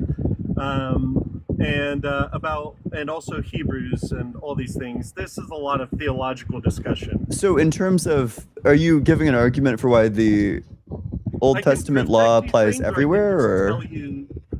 So yeah, the Old Testament law applies to the people of God. Those who are outside of the law will still be judged, even according to their own consciences, is what Paul will say in Romans. And I'm saying that our own consciences actually condemn us. And that's why Jesus talks with such fiery language, even if we deny it. I don't see anything about like courts having authority to do this. Like, I'm looking for something so that's like you're Jesus or assuming it's Paul abrogated. saying like, yeah, I vest power into these courts. Yeah, so whenever he gives the keys of the kingdom to Peter Ooh, and you don't want to do the that apostles. one. Which church did Peter And the found? apostles. Ooh, wait, sorry. When does he Um, give the keys to the other ones? Oh, the next chapter. Okay, wait. You totally be correct about that. Which verse or like which chapter? Dude, I gotta tell you, I've been running through the Bible nonstop from memory right now. You can just Google it. Okay. When does Jesus give the authority he gave to Peter to the other apostles? I think it's like. So you said it's the next chapter. So we got. 19, So the something, I chapter don't where know. Jesus gives the keys to the kingdom to Peter is, Matthew 16:19. Okay, so Matthew 17. Okay, Matthew 17. You might totally be correct about this. Let's see. So Jesus Whatever cures you boy with a find on demon, Jesus and the temple tax. We got the transfiguration. Which one? Look, here, this is, after this, I'm gonna go. That's okay. But Well, I appreciate the conversation. here, give me 1 second. I'm gonna hop out of this. It doesn't seem like he gave the keys to the other ones. That kind of has, you said you're Presbyterian, kind of has bad implications if the only church that has authority is the Catholic one. That doesn't bode well for you.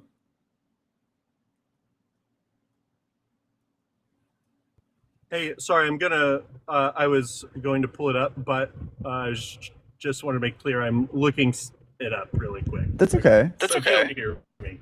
Yeah, it's totally fine. Don't worry. Yeah, make sure you're double tapping on that screen. Let me read some supers. Hunter, thanks so much for the GOAT trophy. I appreciate it. It's 1,000 jewels. That's pretty cool. Kevin, thanks so much for the super chat. The 550 jewels. Appreciate you.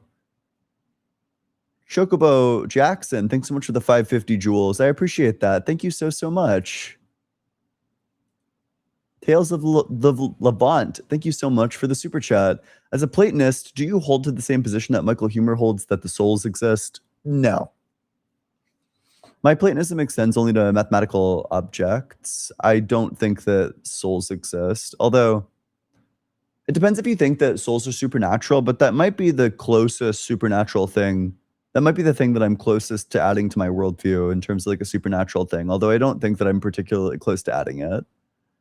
Although I do think that consciousness is weird, identity is weird, souls explain both of them. You know, it's something to consider. Chase teaches physics. Thanks so much for the super chat. It's the flying zombie that burns your ghost for me. Okay, I'm back. Yep. Which verse? Hello, are you there? Yeah. I was off by one chapter. I'm sorry, I had to thumb through all that. So it's compare Matthew 16 to Matthew 18. I think it's 18:19. Okay. No, it's 16:19 to 18:16, something like that.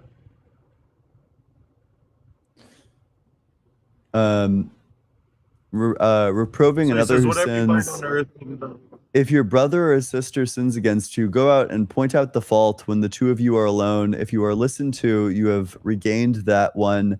But if you are not listened to, take one or two others along with you, so that every word may be confirmed by the evidence of 2 or 3 witnesses. If that person refuses to listen to them, tell it to the church. And if the offender refuses to listen, even to the church, let such a one be to you as a Gentile and a tax collector. Truly, I tell you, whatever you bind on earth will be bound in heaven, and whatever you loose on earth will be loosed in heaven. Again, truly, I tell you, if 2 of you agree on earth about anything you ask, it will be done for you by my Father in heaven. For where 2 or 3 are gathered in my name, I am there among them. So he's speaking to Peter, it seems. Like the No. rest of them might be there, He's but it's like the literally- church that Peter is founding. No. Look, if you look at the full context, he's literally saying the same thing to the rest of the apostles. He also is showing a plurality, not a singular person who makes these determinations, and a court aspect of this, such as going up the chain with the plurality of decision makers and all of that. But look, I gotta get going. You probably haven't talked with a lot of Presbyterians. I hope it wasn't terrible. That's fine. Yeah, I mean, the last thing that I have to say about this is that, in Matthew 16, it says, "And I tell you, you are Peter, and on this rock I will build my church, and the gates of Hades will not prevail against it. I will give you the keys of my kingdom, or of the kingdom of heaven, and whatever you bind on earth will be bound in heaven, and whatever you loose on earth will be loosed in heaven." So it sounds like the church, whatever church Peter went on to found, is the one that they're doing all of this at. Yeah, well, if you read First Peter, you can reference his views on the cornerstone and the rock of foundation, which is the faith in Christ, which is how Protestants and Presbyterians have always understood that. In fact, there's many church fathers who also reference this as being about faith in Christ. That's the rock. The play on Peter, as it relates to his doubting and walking on water and all these different things. We could get into all kinds of textual cool things Matthew is doing, but I've got to go. Okay. Well, hey, I appreciate you coming on up. Yeah, it was fun. Bye. Yep. Ian. Bye-bye. Wow, wasn't that fun? Wasn't that exciting? Wasn't that riveting? Aren't you guys riveted? Carl Grimes, thanks so much for Super Chat.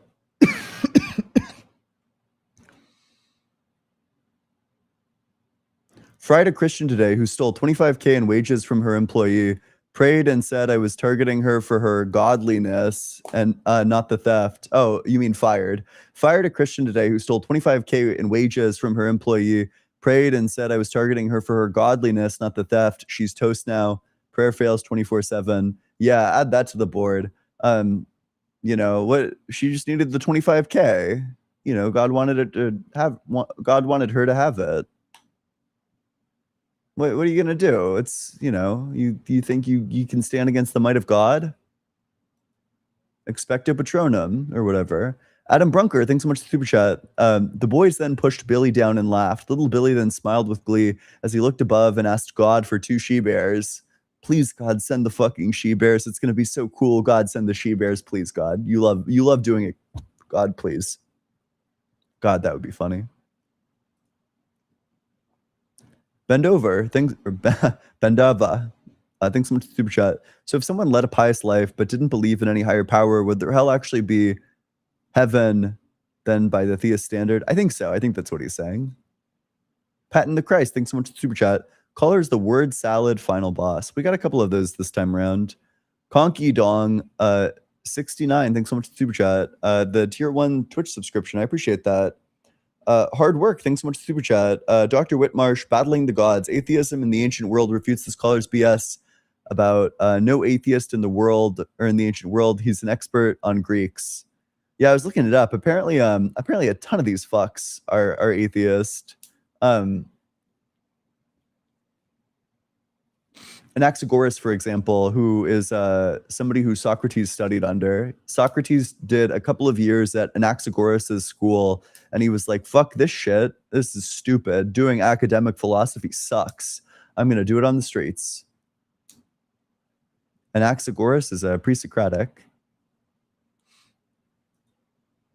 Rokugun, thanks so much for the rock gun. Wow, long day. Rogkun, thanks so much for the super chat. Christians will describe the most evil actions in terms of creation and downplay it as strange or fascinating, like it's a fun little discovery. Yep, it's quite horrific. Yeah, it's pretty crazy. I don't know. It's who they are. That's what they do. JM, thanks so much for the super chat. Appreciate you. Manny Black, thanks so much for the pinata. Appreciate that. I'm the Big Cheese. Thanks so much for the super chat. Michael's armchair philosophy is farting into a chair and getting up and sniffing where he sat. Not saying he's dishonest, but he clearly prefers scholars that give dishonest ad hoc arguments. Yeah, I certainly talked around the point. I'm the Big Cheese. Thanks so much for the super chat. Forcing or commanding someone to be in a marriage who doesn't want to be married is unequivocally physically abusive and institutionally violent. I agree with that. It's like insanely fucking unjustifiable, evil, horrible. I'm Big Cheese. Thanks so much for the super chat. Michael has gotten very testy since Ian challenged his Paul bias theology. Dude, keep arguing as if he has total knowledge of any historical context. Yeah, we encountered a real Paul follower, a Paulist. We heard some apologetics. I'm the Big Cheese. Thanks so much for the super chat. Surely strongest argument for what was intended in a verse is looking at how the followers historically followed and practiced the teaching and law. Yep. Yeah. I mean, what are the odds, right? They just fucking figured it out in the 1700s, what the right thing to do is, what the correct interpretation was. Seems unlikely. What was I thinking of? I was thinking of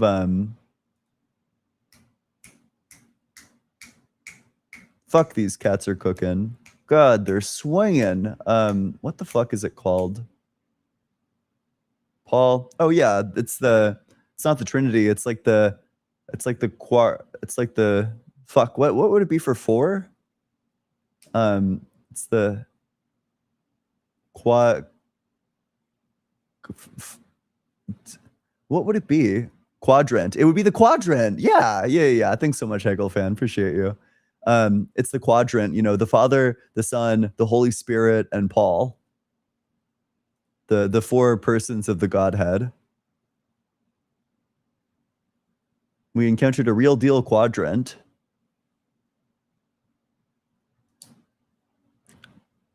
Coffee College, thanks so much for the cool Corey. I appreciate it. The quartet. Rio, is there a reason why you're so fucking mad? Rio, you need to forgive your father. You need to forgive your mother. What is it that Jesse Lee Peterson always says?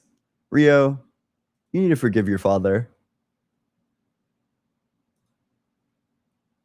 College Coffee, thanks so much for the super chat. God is Jesus's pimp because God sent Jesus down to get nailed by a bunch of guys with hard wood. I wonder what the safe word is. LOL, mods over gods. That's funny. Indeed he did.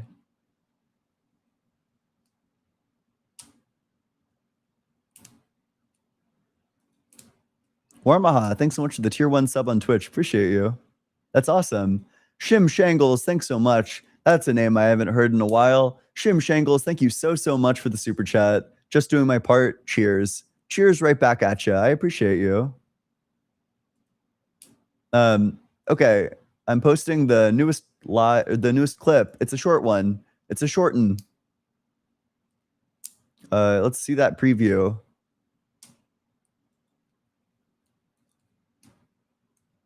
In this state, when God exists but nothing, whoa, just dial it down, dipshit. Whoa, if I'm gay, then you're gay too, the way that you're getting your back blown out. No, I literally have a wife and kids. Are you sure? Does your wife know that Yeah, you're here you right can now check getting my rhetorical profile, back dude. shots? I'm Is not your wife serious, aware but of I that did something to fact? you, dude. Did you notify your I wife? obey the Lord. Hey, Joss City, how's it going? Wow, if you're interested in a quick blood sports debate, I think I remember this one. This guy crashed the fuck out. Yo, this guy got like humiliated. Oh man. This is a good one. You guys should check that one out. That's what I'm gonna do. Go give it a watch. Also, if you want to join the book club, we're reading Rosalind Hurst-House's On Virtue Ethics. It's chapter 4 about virtuous motivation. It's the section on Kant and Aristotle, the chapter.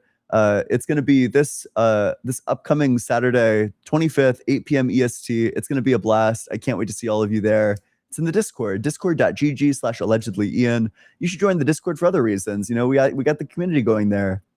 It's discord.gg/allegedlyian. It's going to be great. There's bingo there. Live chat's always moving. You're going to make some friends there. It's going to be great. All right. I will see you all later. Have a good one.